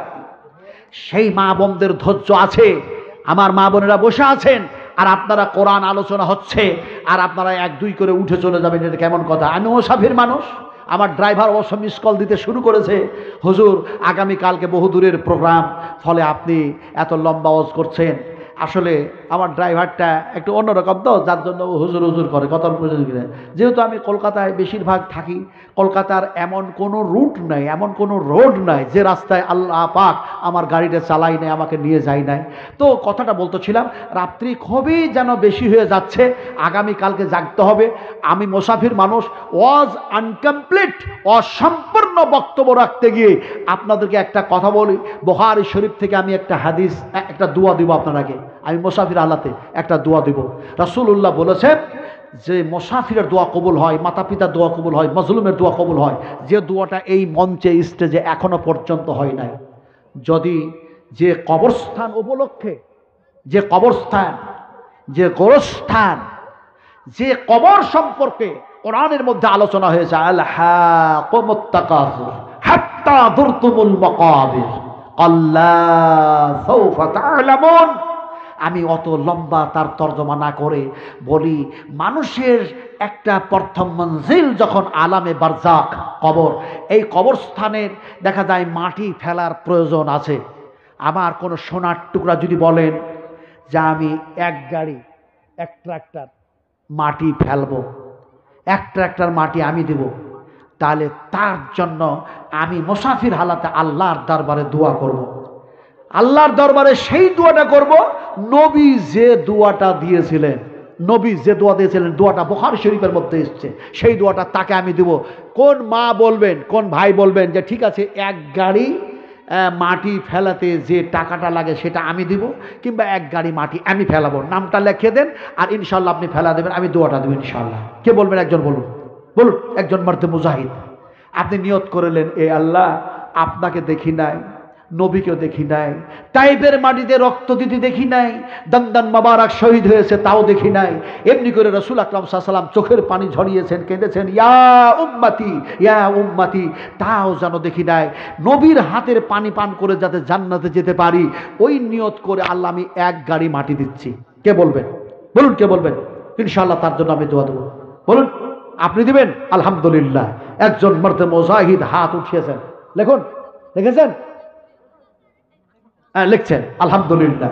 ভাই, যদি আপনারা বলেন, আমার মা বোনেরা যদি মনে মনে করেন যে 100 করে টাকা দেব, 100 করে টাকা, আমার ভাইরা আপনাদের কাছে টাকা নাই, আপনারা যদি বলেন 100 করে টাকা, 100 টাকাতে একটা লাট্টু লঙ্গি হয় না, একটা ইসমাইল মার্কা লঙ্গি হয় না, একটা জামা হয় না, 100 টাকাতে কাফনের কাপড়টুকু হয় না। আহা, কিন্তু 100টি টাকা যদি আপনারা দেন, আল্লাহ রসুল বলছেন একটা ছোট্ট থেকে ছোট্ট খেজুরের আঁঠি সমতুল্য যদি দান করতে হয় তাও দান করো, যে জাহান্নামের আগুন থেকে বাঁচো। হাদিসটা বুখারী শরীফের মধ্যে এসেছে। কিতনি নেকি ছোটি হো, কিতনি নেকি ছোটি হো, उससे कोई हल्के न जान, रब को बख्शीश के लिए कुछ बहाना चाहिए। আল্লাহ নৈকট্য লাভ করার জন্য ছোট্ট থেকে ছোট্ট যদি নেকি কামাইতে হয়, তাও নেকি অর্জন করতে হবে জাহান্নামের আগুনকে ঠান্ডা করার জন্য। আপনারা বলুন, এক গাড়ি মাটি আর কেউ দিতে পারবেন ভাই? আর পারবেন? তারপরে দোয়াটা দেবো ইনশাআল্লাহ। কে বলবেন? বলুন, বলুন, বলুন। ইজআলতুম কালিলুম মুস্তাজআফুনা, তোমরা ছিলে দুর্বল, তাকাফুনা ফিল আরদে, আর এই জমিনে তোমরা থাকতে ভয়ে ভয়ে। এখন যেমন ভয় পাচ্ছে, কে জানি এনআরসি চালু হয়ে যায় নাকি, এম্পিয়ার চালু হয়ে যায় নাকি, সিএ চালু হয়ে যায় নাকি, হিন্দু হিন্দু হিন্দুস্থান, হিন্দু রাষ্ট্র কায়েম হতে যাচ্ছে। সুপ্রিম কোর্টে সেই ছক, সেই প্ল্যান তৈরি করে আইন পাশ করতে যাচ্ছে আরএসএস, হিন্দু পরিষদ, বজরং দল, শিবসেনা, বিজেপি, এই সংগঠনের লোকেরা পাশ করাতে যাচ্ছে। সুপ্রিম কোর্টের যে জজ বর্তমানে আছেন তিনি হচ্ছেন আরএসএসের লোক, তিনি নিজে আরএসএস করেন, তিনি হিন্দু পরিষদের লোক, এই সংগঠনের সঙ্গে জড়িত। ফলে ৩৭০ ধারা কাশ্মীরের আইনকে উঠিয়ে যেমন বিজেপি সরকার কাশ্মীরে ক্ষমতায় এসছে, আসামের মাটিতে মুসলমানগুলিকে মেরে মেরে মেরে মেরে আজকে দেখা যায় যেমন আসামের মাটিতেও বিজেপি সরকার ক্ষমতায় এসছে। সারা ভারতবর্ষে হিন্দুরা ক্ষমতায় আসবে আর বলছে এটা হিন্দুস্থান বানাবো। হিন্দু মতবাদে তোমাদেরকে চলতে হবে, হিন্দু মতবাদে তোমাদেরকে চলতে হবে। এই হিন্দু মতবাদে চলতে হবে বলে আজ থেকে যেন একটা সুশ্রুরি দেওয়া দেওয়ার কাজ শুরু হয়েছে। সুশ্রুরি দিচ্ছে কি বলে? বলে টাকাতে শুধু মহাত্মা গান্ধীর ছবি থাকবে না, টাকার একদিকে থাকবে গণেশের ছবি, একদিকে থাকবে লক্ষ্মীর ছবি। এখন গণেশ আর লক্ষ্মীর ছবিটা চলে যাবে সবারই বাড়িতে বাড়িতে। তখন গভর্নমেন্ট বলবে কোনো দেবদেবীতার তোমরা অপমান করতে পারো না, অপদস্থ করতে পারো না, তোমাদের কোরআনেই বলেছে। হিন্দুরা বলবে, সুপ্রিম কোর্ট বলবে তোমাদের কোরআনেই আল্লাহ বলে দিয়েছেন যে তোমরা কোনো দেবদেবীতাকে অপমান অসম্মান করো না, কাউরি কোনো ধর্মের দেবদেবীতাকে গালি গুলোজ দিও না। যদি তোমরা তা করো তাহলে সেই ধর্মের মানুষেরা তোমাদের আল্লাহকে গালি দিবে। এই আইনের উপরে ভিত্তি করে সুপ্রিম কোর্ট একটা আইন তৈরি করতে যাচ্ছে। আপনারা কে গণেশ পূজা করাবে, আমাদেরকে লক্ষ্মী পূজা করাবে? আমি জিজ্ঞেস করতে চাই, আমরা মুসলমান, আমরা মুসলিম, আমরা এক আল্লাহ ছাড়া কাউরের সামনে মাথা আনত করি না। আমরা কি সেই গণেশের পূজা করতে রাজি আছি? জোরে বলুন আছি। আমরা কয় আল্লাহর পূজা করব? জোরে বলুন কয় আল্লাহর পূজা করব? একটু জোরে বলি নারায়ে তাকবীর, জোরে বলি নারায়ে তাকবীর। শানে ইসলাম, রবে ইসলাম, আল কোরআনের আলো ঘরে ঘরে জ্বালো, এই স্লোগান আজকে মুসলমানদের মুখে আসতে হবে। নইলে আপনি কাফের বেঈমানদের সঙ্গে, কোরআনের শত্রুদের সঙ্গে, ইসলামের শত্রুদের সঙ্গে, আল্লাহর দুশমনদের সঙ্গে মোকাবেলা যদি না করেন, আল্লাহর পক্ষ থেকে আযাব নেমে আসবে। আলেম বাঁচবে না, গাজী বাঁচবে না, হাজী বাঁচবে না, নমাজি বাঁচবে না, কলমাওয়ালা বাঁচবে না। কারণ আল্লাহ পাক বলেছেন ওয়াত্তাকু ফিতনাতাল লা তুসিবান্নাল্লাযীনা যালামু। আল্লাহ পাক বলেন তোমরা ফিতনা করো না, ফিতনা দেখে ভয় করো। ওয়াত্তাকু, তোমরা ভয় করো, ফিতনাতাল লা তুসিবান্নাল্লাযীনা যালামু মিনকুম খাসসাতান ওয়া আলামু আন্নাল্লাহা শাদীদুল ইকাব। আমি পারলাম না এই আয়াতের তরজমা করতে, এই আয়াতের তাফসীর করতে। তাফসীর ইবনে কাসির, তাফসীর হুসাইনি, তাফসীর মারুফুল কোরআন, তাফসীর মুজহুল কোরআন, তাফসীর হাসানুল বায়ান, তাফসীর দোকান, তাফসীর কাশাফ, এছাড়া আরো অনেক অনেক তাফসীর আছে যে তাফসীরকারকেরা বিভিন্নভাবে তাফসীর করেছেন। আলোচনা করছিলাম, এতগুলি কথা বলার পরেও কাউরি কি দিল কাঁপে না? কাউরি কি মনে জাগে না যে আমি ওই কবরস্থানে মাটিটা দেওয়ার জন্য 500টা টাকা দিই? শেখ নূর আলম সাহেব বলছেন আমি 1 গাড়ি মাটি। হ্যাঁ, কাল্লাহ বারাকাল্লাহ, জাযাকুমুল্লাহু খাইরান জাযাহ, আল্লাহুম্মা বারিক লাহুম ফীমা রাযাকতাহুম ওয়াগফির লাহুম ওয়ারহামহুম। কথাটা বলতেছিলাম বারাকাল্লাহু লাকা ফি হালিকা ওয়া মালিকা। আমি দোয়াটা কিন্তু এখনো দিই নাই। ফলে আপনারাকে বলছিলাম যে 2টা মানুষ 500 করে টাকা দেবেন আমার হাতে। ভাই 200 টাকা 500 করে টাকা 2টা মানুষ দিবেন। যদি কাছে না থাকে নামটা লিখিয়ে দেন। কে এমন মায়ের বেটি আছেন, কে এমন মায়ের বেটা আছেন যে মায়ের দুধের ঋণ আপনি শোধ করতে পারবেন না? একটা কথা শুনুন, মা কখন হয়? পেটে সন্তান ধারণ করেছে, বাচ্চা হয়েছে, মা হয়েছে। আল্লাহ পাক বলছেন আমার কুদরতের দিকে লক্ষ্য করো। তুমি যখন মা হও নাই, তোমার দুধের স্তনে আমি দুধ সৃষ্টি করি নাই। তুমি যখন মা হয়ে গেলে তারপরে আমি তোমার দুধের স্তনে দুধের ফ্যাক্টরি তৈরি করে দিলাম। আল্লাহ পাক বলছেন এমন পৃথিবীতে কোনো বৈজ্ঞানিক আছে আমি যাকে মা বানাই নাই অথচ তার দুধের স্তন থেকে দুধের ফ্যাক্টরি তৈরি করতে পারে? আল্লাহ পাক বলছেন আবলা প্রাণীর দিকে চেয়ে দেখো, একটা বকন তার বাচ্চা হয় নাই অথচ সে কখনো গায় হয় না, কিন্তু বাচ্চা হওয়ার পরে সে যেন গায় হয়। ওই দুধের স্তনে দেখা যায় বাচ্চা হওয়ার পরে আমি দুধের ফ্যাক্টরি তৈরি করে দিই, কিন্তু দেখা যায় ওই বকন, ওই পশুটার বাচ্চা হয় নাই, তাদের দুধের স্তনে কেউ 1 লিটার কেন 1 কিঞ্চিত পরিমাণও দুধ বানাতে পারবে না। আল্লাহ পাক বলছেন, এই আমার কুদরাতের দিকে তোমরা লক্ষ্য করবে না?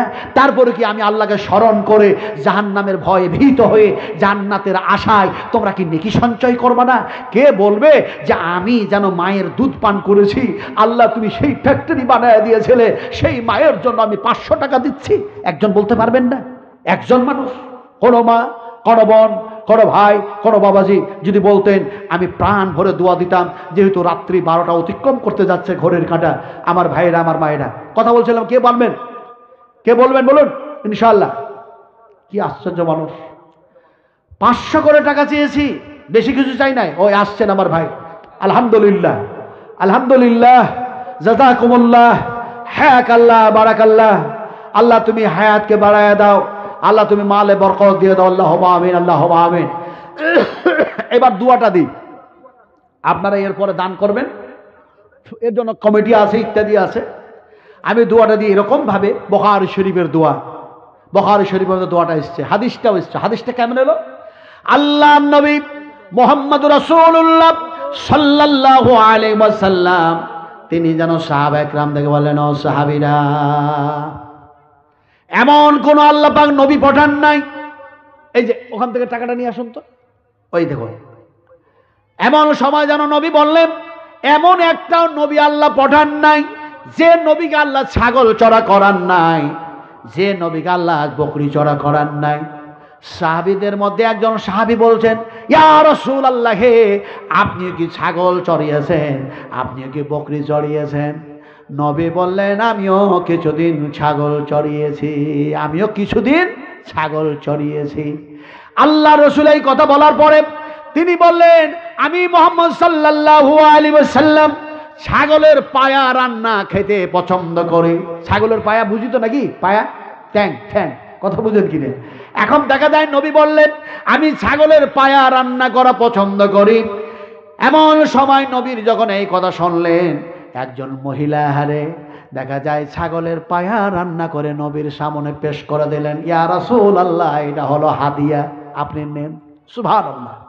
একজন যেন বয়োজ্যেষ্ঠ মহিলা, বৃদ্ধা মহিলা, সে যেন দেখা যায় নবীর যেন দেখা যায় গেটের সামনে দাঁড়িয়ে বলে, আসসালামু আলাইকা ইয়া রাসূলুল্লাহ। আল্লাহ নবী মেয়ের গলার কণ্ঠস্বর শুনতে পেয়ে, যেহেতু বয়োজ্যেষ্ঠ মহিলা, নবী বললেন, আবু বকরজি, দেখো তো পর্দার ধারে যেন দাঁড়িয়ে দাঁড়িয়ে কোন মেয়ে যেন আমারে সালাম দেয়, কি তার প্রয়োজন পড়েছে। হযরত আবু বকর সিদ্দিক যেন গেলেন আর বলেন, ও আম্মা জান, ও বৃদ্ধা মহিলা, নবীকে সালাম জানান বারবার, কি আপনি বলতে চাইছেন? বৃদ্ধা মহিলাটা বলল, হ্যাঁ, আমার নবী কত ভালো ভালো ভালো ভালো কথা বলেছেন। হ্যাঁ, এই কথাগুলি নবীর মুখ থেকে শুনেছি, ঈমানকে মজবুত করেছি, অন্যায় থেকে যেন পিছিয়ে আছি, আর জান্নাতে যাওয়ার আশা করি, তাই নবীর জন্য একটা আমি হাদিয়া নিয়ে এসেছি। বলে কি? বলে নবীর যেন শরীরটা ফাঁকা দেখি, নবীর গায়ের জন্য আমি একটা চাদর নিয়ে এসেছি। সুবহানাল্লাহ। চাদরটা যেন দিলে, চাদরটা সে যেন নিল, হযরত আবু বকর নিয়ে বিশ্ব নবীকে দিয়ে দিলেন। হযরত নবী করিম সাল্লাল্লাহু আলাইহি ওয়াসাল্লাম সেই চাদরটা ইহরাম পরার নাই যেন গায়ে যেন পরে নিলেন। সাহাবী, একজন সাহাবী দাঁড়িয়ে গেলেন আর বললেন, ইয়া রাসূলুল্লাহ, এই চাদরটা আপনার শরীরে দেখতে কত সুন্দর যেন লাগে, তবে নবীজি আপনার শরীরের লেপটানো চাদরটা, এই আপনার শরীরের টাচ করা চাদরটা যদি আপনি আমাকে দিয়ে দেন, আরো যেন ভালো হয়ে যাবে। এই কথা যেমন ওই সাহাবীটা বলেছেন, অন্য সাহাবীরা যেন রাগান্বিত হয়েছেন আর বলছেন, এই সাহাবী, তুমি নবীর কাছে কেন ওটা চাইছো? নবীকে হাদিয়া দিল একজন মহিলা, ওটা তুমি চেয়েও না, ওটা চেয়েও না, কেন তুমি চাইছো? ওটা নবীর প্রয়োজন আছে, তাই নবীকে দিয়েছে। এমন সময় দেখা যায় সেই সাহাবী যেন বললেন, যে চেয়েছে সে বলল, শোনো শোনো, বিশ্ব নবীর শরীরে টাচ করা চাদর, বিশ্ব নবীর শরীরে সেই টাচ করা চাদর, এই চাদরটা আমি ব্যবহার করার জন্য চাই নাই, আমি এই জন্য নবীর কাছে চাইলাম, আমি যখন মারা যাব, আমি যখন মারা যাব, আমি নবীর শরীরে ঠেকানো সেই চাদরটা আমার যেন কাফন তৈরি করব, আর সেই কাফন তৈরি করে সেই কাফন শরীরে নিয়ে আমি যেন দফন হয়ে যাব, কবরের মধ্যে যেন চলে যাব। এই জন্যই চেয়েছি আল্লাহ নবী নিজের শরীর থেকে যেন খুলে নিলেন চাদরটা, আর ওই সাহাবীর দিকে যেন চাদরটা ছুঁড়ে দিলেন, এই নিয়ে নাও তোমার মনের আশা যখন, তখন তোমাকে আমি যেন দিয়ে দিলাম। কথাটা বলতেছিলাম, এত হাদিস বলতে বলতে যারা যারা হাদিয়া দিল আল্লাহ নবীর মুখ দিয়ে যেন দোয়া বাইর হয়ে গেল। দোয়াটা কি দোয়া? যারা দিয়েছেন, আমার মায়েরা, আমার বোনেরা, আমার ভাইরা, আমার বাবাজিরা, আমার বন্ধু বোনেরা, যারা দিচ্ছেন, দিয়েছেন, দেবেন, সকলের জন্য দোয়া দিয়ে দিচ্ছি যে আমার বক্তৃতার আমি ইটি টানবো। এখন দোয়াটা কি দোয়া? নবী যেন বলছেন, আল্লাহুম্মা আকসিল, আল্লাহুম্মা আকসিল, আল্লাহুম্মা আকসিল, আল্লাহুম্মা আকসিল মালাহু মালাহু মালাহু মালাহু ওয়া ওয়ালাদাহু ওয়া ওয়ালাদাহু ওয়া ওয়ালাদাহু ওয়া ওয়ালাদাহু ওয়া বারিক লাহু ওয়া বারিক লাহু ওয়া বারিক লাহু ফীমা আতাইতাহু ফীমা আতাইতাহু ফীমা আতাইতাহু। সাহাবীরা এই দোয়া পাওয়ার পরে প্রাণ তাদের ভরে গেছে। রাসূলুল্লাহ আরবি শব্দ ব্যবহার করলেন। আমরা আরবি শব্দের অর্থ তো সবাই বুঝি না, বুঝালেন আমার মায়েরা, আমার বোনেরা, আমার ভাইয়েরা, আমার বাবাজিরা, ও সোনার টুকরারা।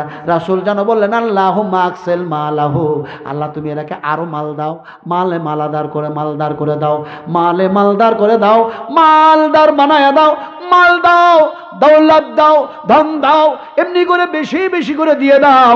রাসূল আকরাম সাল্লাল্লাহু আলাইহি ওয়াসাল্লাম এরপরে বললেন, ওয়া ওয়ালাদাহু, আর সন্তান সন্ততি বেশি করে দাও, সন্তান সন্ততি বেশি বেশি করে দাও। ওয়া ওয়ালাদাহু ওয়া বারিক লাহু, আর এদের রিজকে বরকত দিয়ে দাও, এদের রিজকে বরকত দিয়ে দাও, আরো বৃদ্ধি করে দাও, আরো বৃদ্ধি করে দাও, আরো বৃদ্ধি করে দাও। আবার যেন নবী বললেন, ফীমা আতাইতাহু, ফি মানে মধ্যে, আতাইতাহু যাহা যাহা কিছু দিয়েছ, এর পূর্বে যত যত দিয়েছ, আতাইতাহু যা যা দিয়েছ, ফিমা এর মধ্যে তুমি আরো আরো আরো আরো বরকত দিয়ে দাও, বৃদ্ধি করে দাও। রাসূলের দোয়া কবুল হয়ে গেল। হাদিস শরীফের মধ্যে এসেছে, এমন সময় দেখা যায় ওই যে সাহাবী দান করেছিলেন, দেখা যায় সেই আনসারী সাহাবী, দেখা যায় মদিনার মধ্যে সবচেয়ে বড় ধনী হয়ে গিয়েছিল, সবচেয়ে বড় পুঁজিপতি হয়ে গিয়েছিল। রাসূল কারীম সাল্লাল্লাহু আলাইহি ওয়াসাল্লামের দোয়া রব্বে মঞ্জুর, রব্বে করিম তিনি মঞ্জুর করে নিয়েছিলেন, কবুল করে নিয়েছিলেন। রাসূলুল্লাহ তাই বললেন, আমি নাই, আমার পরে আলেম থাকবেন, ওলামা থাকবেন, কোরআনের গবেষককারী থাকবেন, ইসলামের চিন্তাবিদ থাকবেন। সেই যখন আলেমেরা দোয়া দিবেন, সেই মুসাফিরা দোয়া দিবেন, আল্লাহর দরবারে সেই মুসাফিরের দোয়া কবুল হয়ে যাবে। ফলে বলছিলাম, কবরস্থান এমন একটা জায়গা, সেখানে মাটি ফেলার কাজ আপনারাকে শুরু করতে হবে। কোন গ্রামে চাইতে যাবেন? লজ্জার ব্যাপার, লজ্জার ব্যাপার। আজকে ঘর বানাচ্ছি, বাড়ি বানাচ্ছি, কত টাকা পয়সা খরচা করছি, কিন্তু যখন আমার স্ত্রী মারা যাবে, আমার স্বামী মারা যাবে, আমার ছেলে মারা যাবে, আমার ভাই মারা যাবে, তখন সেই কবরে শুয়েতে যেতে হবে। ওই কবরে আজকে মাটি আপনি দেবেন না, ওই কবরে মাটি দিবেন না। আপনি তো মাটির মানুষ। আমার মায়েরা, আপনি যতই সুন্দরী হন, আপনি মাটির মানুষ। আমি নাজমে আলাম যতই সুন্দর বক্তৃতা করি, আমি মাটির মানুষ। আমার সোনার টুকরা বসে আছেন এই আলেমে দিন, এনারা যতই বড় আলেম হন, মাটির মানুষ। আল্লাহ পাক বলছেন, তোমরা মাটির মানুষ, তোমরাকে মাটিতেই শুইয়ে দিব, তোমরাকে মাটিতেই আমি মিশিয়ে দিব। আল্লাহ পাক বলেন, মিনহা খলাকনাকুম ওয়া ফিহা নুঈদুকুম ওয়া মিনহা নুখরিজুকুম তারাতান উখরা। আমি আল্লাহ পাক তোমাদেরকে পানি মাটি থেকে যেন বিভিন্ন কেমিক্যাল দিয়ে সৃষ্টি করলাম, তোমাদের মেরে দেব, তোমাকে পতিত করে দেব, মাটিতে সইয়া দেব, আর তোমরা মাটির মানুষ, মাটিতে মিশে যাবে। তারাতান উখরা, আবার আমি আল্লাহ দুইবার সৃষ্টি করিব। সুবহানাল্লাহ। আমি পারলাম না আয়াতগুলির তর্জমা করতে, আমি পারলাম না সেই আয়াতের মাথা হাতে যে ঘটনা সানি নজরুল এসেছে তা বয়ান করতে, যেহেতু রাত্রি অনেক অনেক বেশি হয়ে গেছে। আল্লাহ রসুল বলছেন, শোনো কম, আমল করো বেশি। রাসূলুল্লাহ বলছেন, আমল করো বেশি। আমরা ইনশাআল্লাহ উত্তম থেকে উত্তম আমল করবো ইনশাআল্লাহ। মা বোনেরা মনে মনে পড়ে নেন ইনশাআল্লাহ, জোরে না পড়লে হবে ইনশাআল্লাহ, মনে পড়ে পড়ে। আর পুরুষেরা একটু জোরে বলুন ইনশাআল্লাহ। আচ্ছা ইনশাআল্লাহ যে পড়লাম, মা বোনেরা মনে মনে পড়লেন, পুরুষেরা একটা জোরে পড়লেন। তো ইনশাআল্লাহ তো কোরআনের মধ্যে এসছে, ইনশাআল্লাহ পড়বেন, সামনকার জটিল কাজ, কঠিন কাজটা আল্লাহ পাক সহজ করে দেবেন।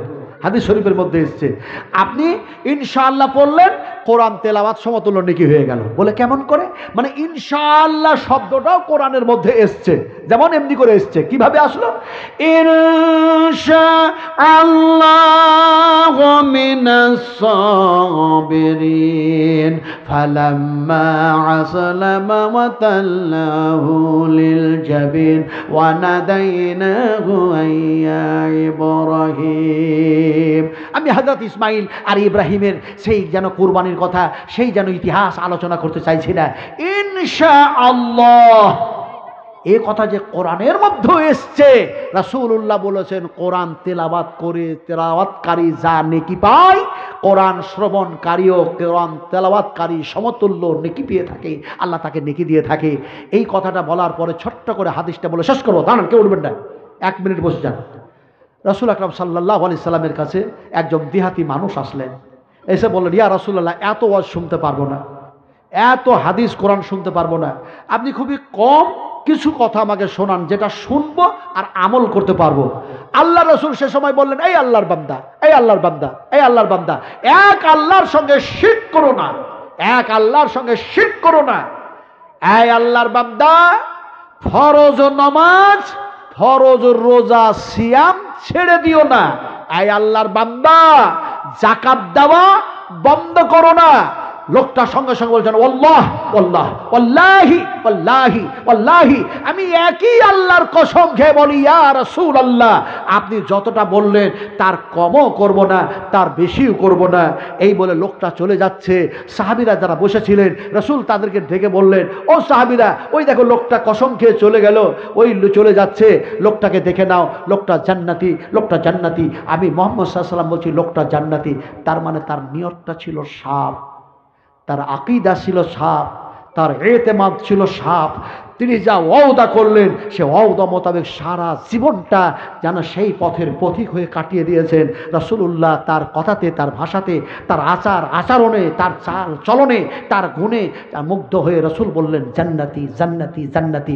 আসলে আমি বলতে চাইলাম, কোরআন আলোচনা করলাম, হাদিস আলোচনা করলাম, যতটুকু আল্লাহ আলোচনা করিয়ে দিলেন, এগুলি শোনার পরে, বলার পরে 100% যদি আমরা আমলে পরিণত করতে পারি, আমরাও ইনশাআল্লাহ জান্নাতে হব। বলুন ইনশাআল্লাহ, বলুন ইনশাআল্লাহ জান্নাতে হব। এই বলে আমার বক্তৃতা, না কিছু বলছেন, কিছু বলছেন নাকি? আচ্ছা, কিছু বলছেন নাকি? ভাই 12:30 বাজতে যাচ্ছে, 12:15 হয়ে গেছে। হ্যাঁ, আর 10 মিনিট। ও আমি তো মনে মনে করছি হয়তো আপনারা খুব রাত হয়ে যাচ্ছে বলে, যেহেতু আমি এখানে আসি নাই কখনো, যার কারণে একটু আমি ভয়ে ভয়ে বক্তব্য রাখছি। কথা বুঝলেন কি নেই? আপনার হুটপুট করে যদি উঠতে শুরু করে দেন, এটা খুব চরম থেকে চরম খারাপ লাগে, যার জন্য হয়তো আমি আগাচ্ছি না। এখন দেখা যায় আপনারা যখন বলছেন যে আর একটু বলুন, তখন আপনাকে বলি, আল্লাহ পাক বললেন, কি বললেন? মুস্তাজআফুনা, তোমরা ছিলে দুর্বল, অর্থহীন, আর কি ছিলে তাখাফুনা ফিল আরদে, আর তোমরা এই জমিনে ভয়ে ভয়ে ভয়ে ভয়ে থাকতে। আইয়াতাখাত্তাফাকুমুন নাস, আর তোমরা মানুষগুলি, তোমরা মুসলমানরা কি করতে? তোমাদের মনের মধ্যে এরকম হতো, কে জানে আমাদের পায়ে দড়ি বেঁধে টান দেয় নাকি, আমাদের কোমরে দড়ি বেঁধে টান দেয় নাকি, আমাদের হাতে দড়ি বেঁধে টান দেয় নাকি। যেমন হযরতে বেলাল রাদিয়াল্লাহু তাআলা আনহু ইসলাম কবুল করলেন, আর তার পায়ে দড়ি বেঁধে অলিতে গলিতে রাস্তায় যেন ছেঁচড়তে টানতে শুরু করে দিল। ডক্টর জাকির নায়েক আজ কাতারে বক্তব্য রাখছেন, জোরে বলুন আলহামদুলিল্লাহ, জোরে বলি নারায়ে তাকবীর, আর জোরে বলি নারায়ে তাকবীর। ডাক্তার জাকির লোকটা ভালো না খারাপ? একটু জোরে বলুন, ভালো না খারাপ? ভালো। ডক্টর জাকির নায়েকের ব্যাপারে কেটলিওয়ালা বলেছে ধরে নিয়ে আসা হবে।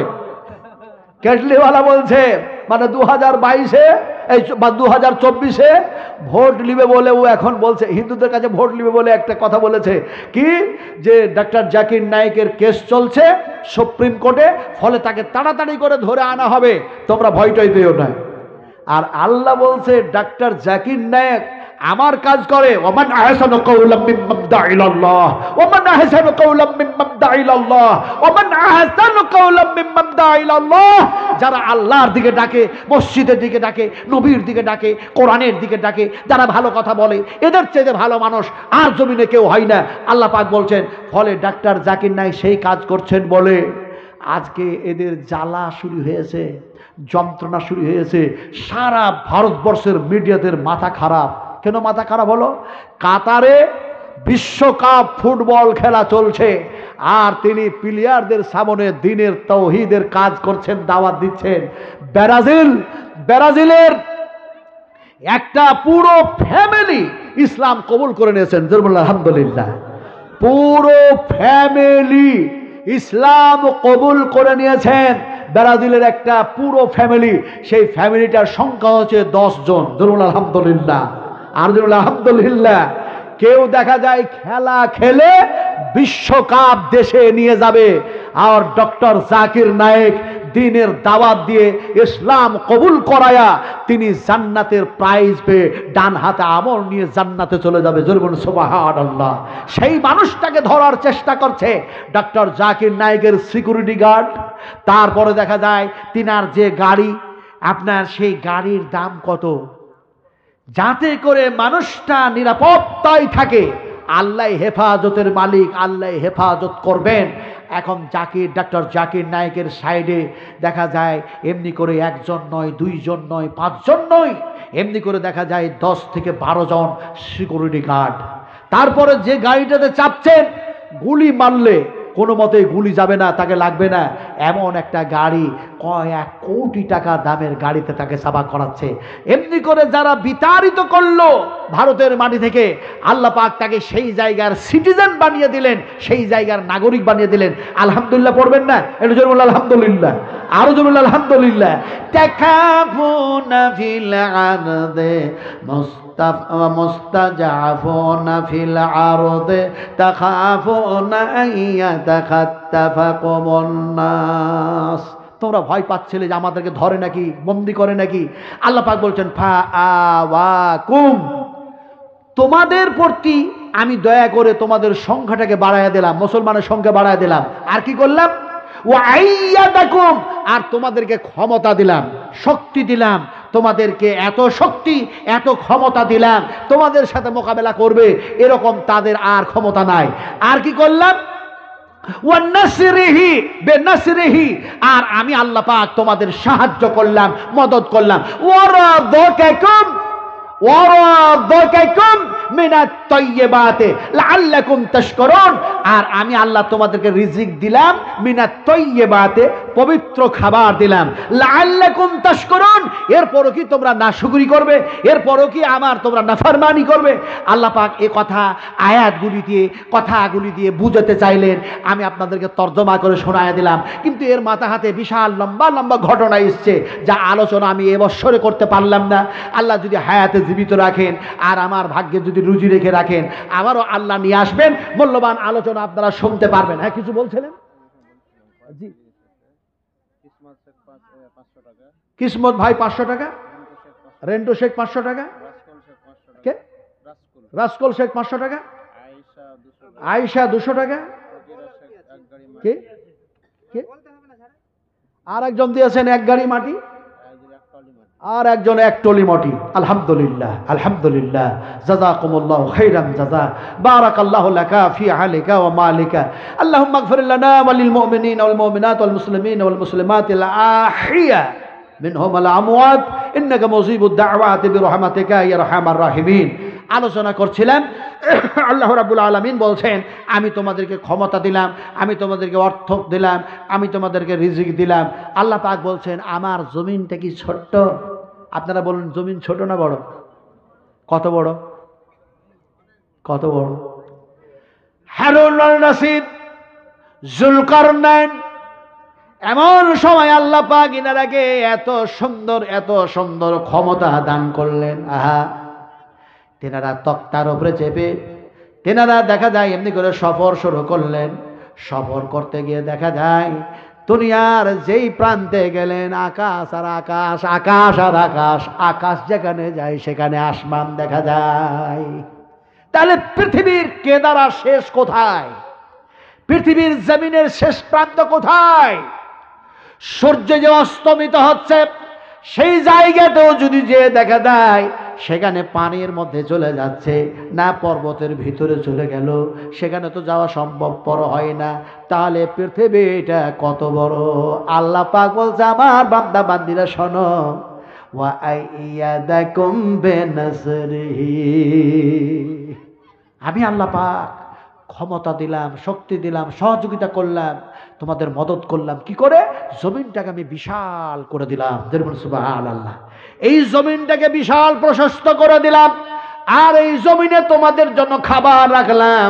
আল্লাহ পাক কোরআনের মধ্যে এক জায়গায় বলেন, হুয়াল্লাযী জাআলা লাকুমুল আরদা যালুলাল ফামশু ফি মানাকিবিহা ওয়া কুলু মির রিজকিহি ওয়া ইলাইহিল নুশুর। হুয়াল্লাযী জাআলা লাকুমুল আরদা, আল্লাহ তো আমি সেই আল্লাহ যে আল্লাহ তোমাদের জন্য জমিনটাকে বিশাল আকার প্রশস্ত জমিন বানায়া দিলাম।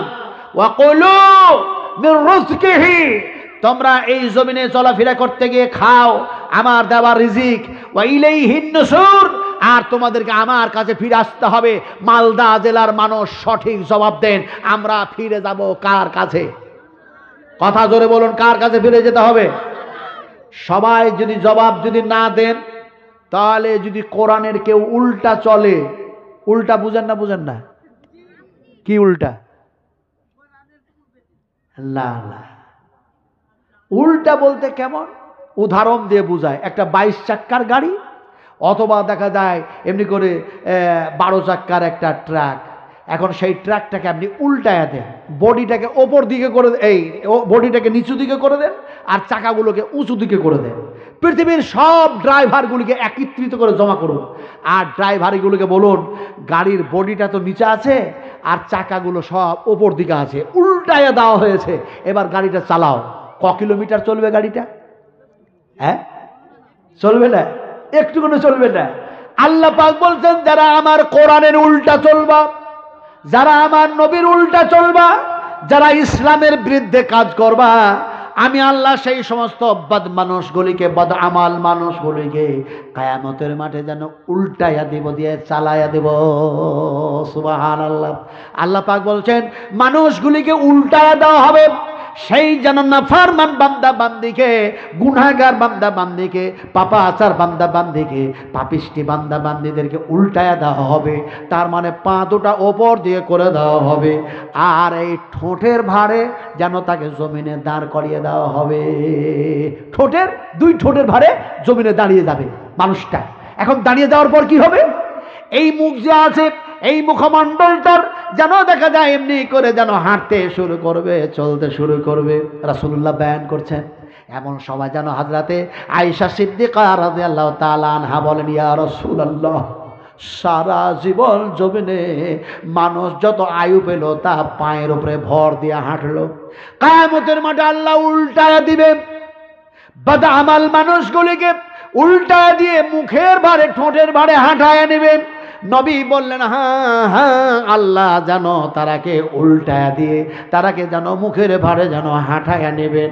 আলোচনা চলতেছে, বিশ্ব নবী মুহাম্মদ রাসূলুল্লাহ সাল্লাল্লাহু আলাইহি সাল্লামের মুখ দিয়ে বাইর হয়ে গেল কি, আফামাইয়ামসি মুকিব্বান আলা ওয়াজহিহি আহাদা أَمَّنْ يَمْشِي سَوِيًّا عَلَى صِرَاطٍ مُسْتَقِيمٍ أَفَمَنْ يَمْشِي مُكِبًّا عَلَى وَجْهِهِ, ওয়াজহুন কে মানে হলো চেহারা। এই যে চেহারাটা দেখছেন, এই চেহারা, এই যে মুখমণ্ডল, এর ওপরে দাঁড় করায়া আল্লাহ পাক চালায়া নেবেন, হাঁটায়া নেবেন। বলে তোমরা ছিলে বদকার, তোমরা এর উপরে ভর দিয়ে হাঁটতে থাকো, চলতে থাকো।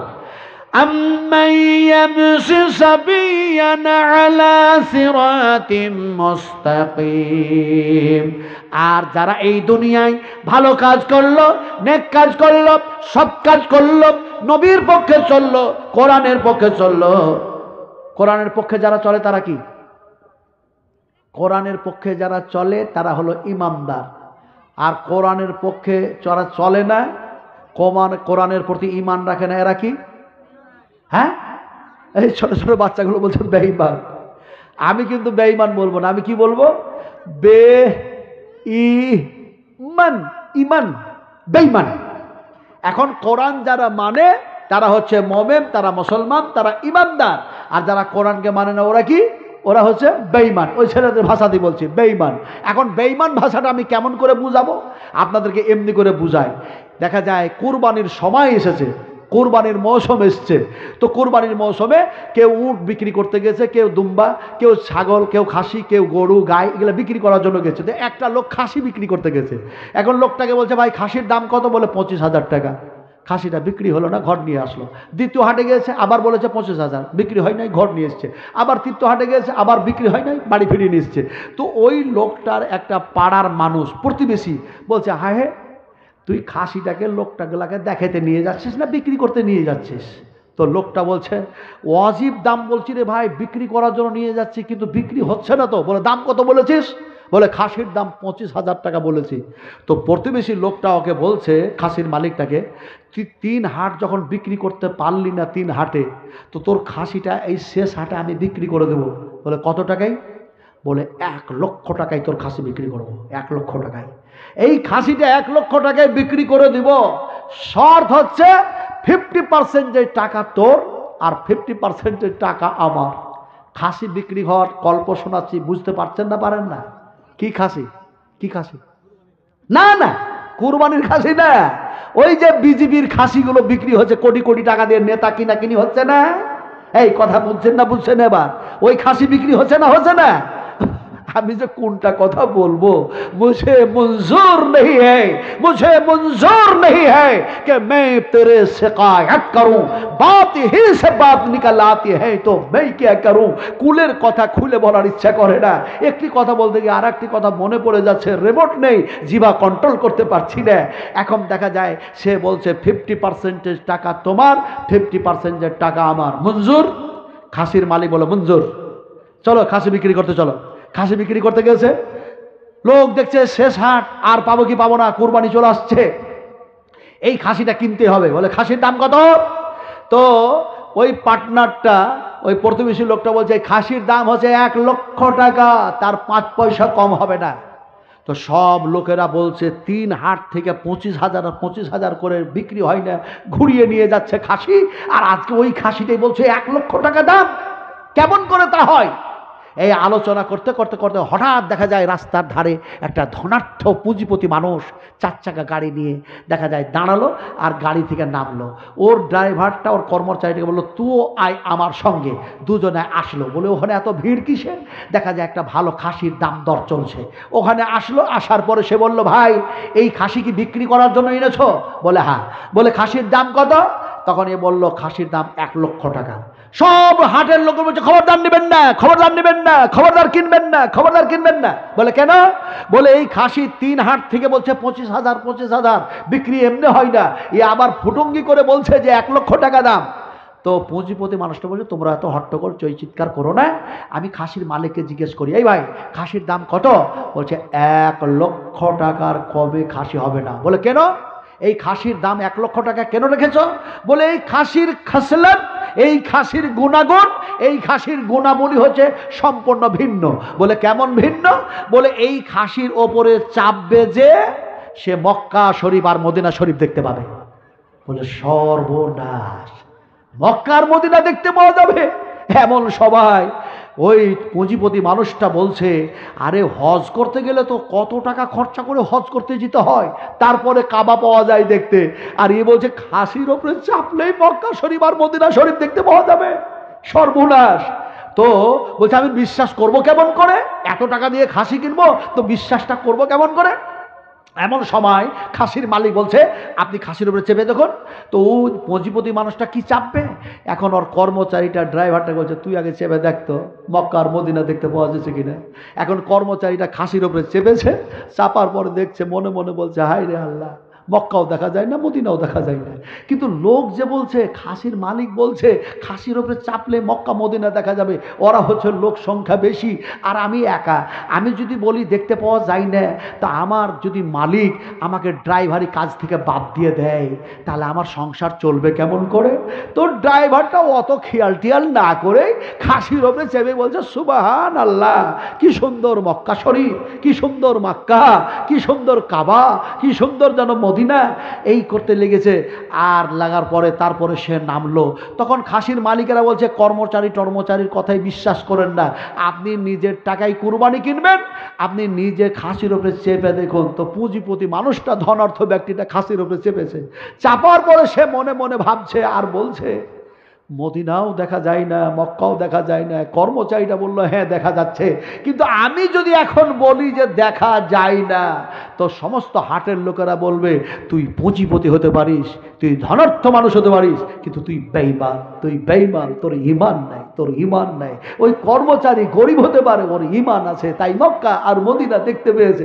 তো এই চিন্তা ভাবনা করতে গিয়ে ধনার্থ মানুষটা বলছে আল্লাহু আকবার, কি সুন্দর নবী যেন মদিনায় শুয়ে আছেন, মসজিদে নববিয়া দেখা যাচ্ছে, কাবা ঘর দেখা যাচ্ছে। এই বলে সে নামলো খাসির উপর থেকে, খাসিটা 1 লক্ষ টাকা দিয়ে কিনে নিয়ে চলে গেল। এই গল্পটা এই জন্য শোনালাম, আজকে দেখা যায় বেঈমানের অভাব নাই, বেঈমানের অভাব নাই, অন্যায়কারীর অভাব নাই, পাপাচারের অভাব নাই, গুনাহগারের অভাব নাই, কিন্তু আমলওয়ালার অভাব থেকেই গেল। কথা ঠিক বললাম না ভুল বললাম? ঠিক বললাম না ভুল বললাম?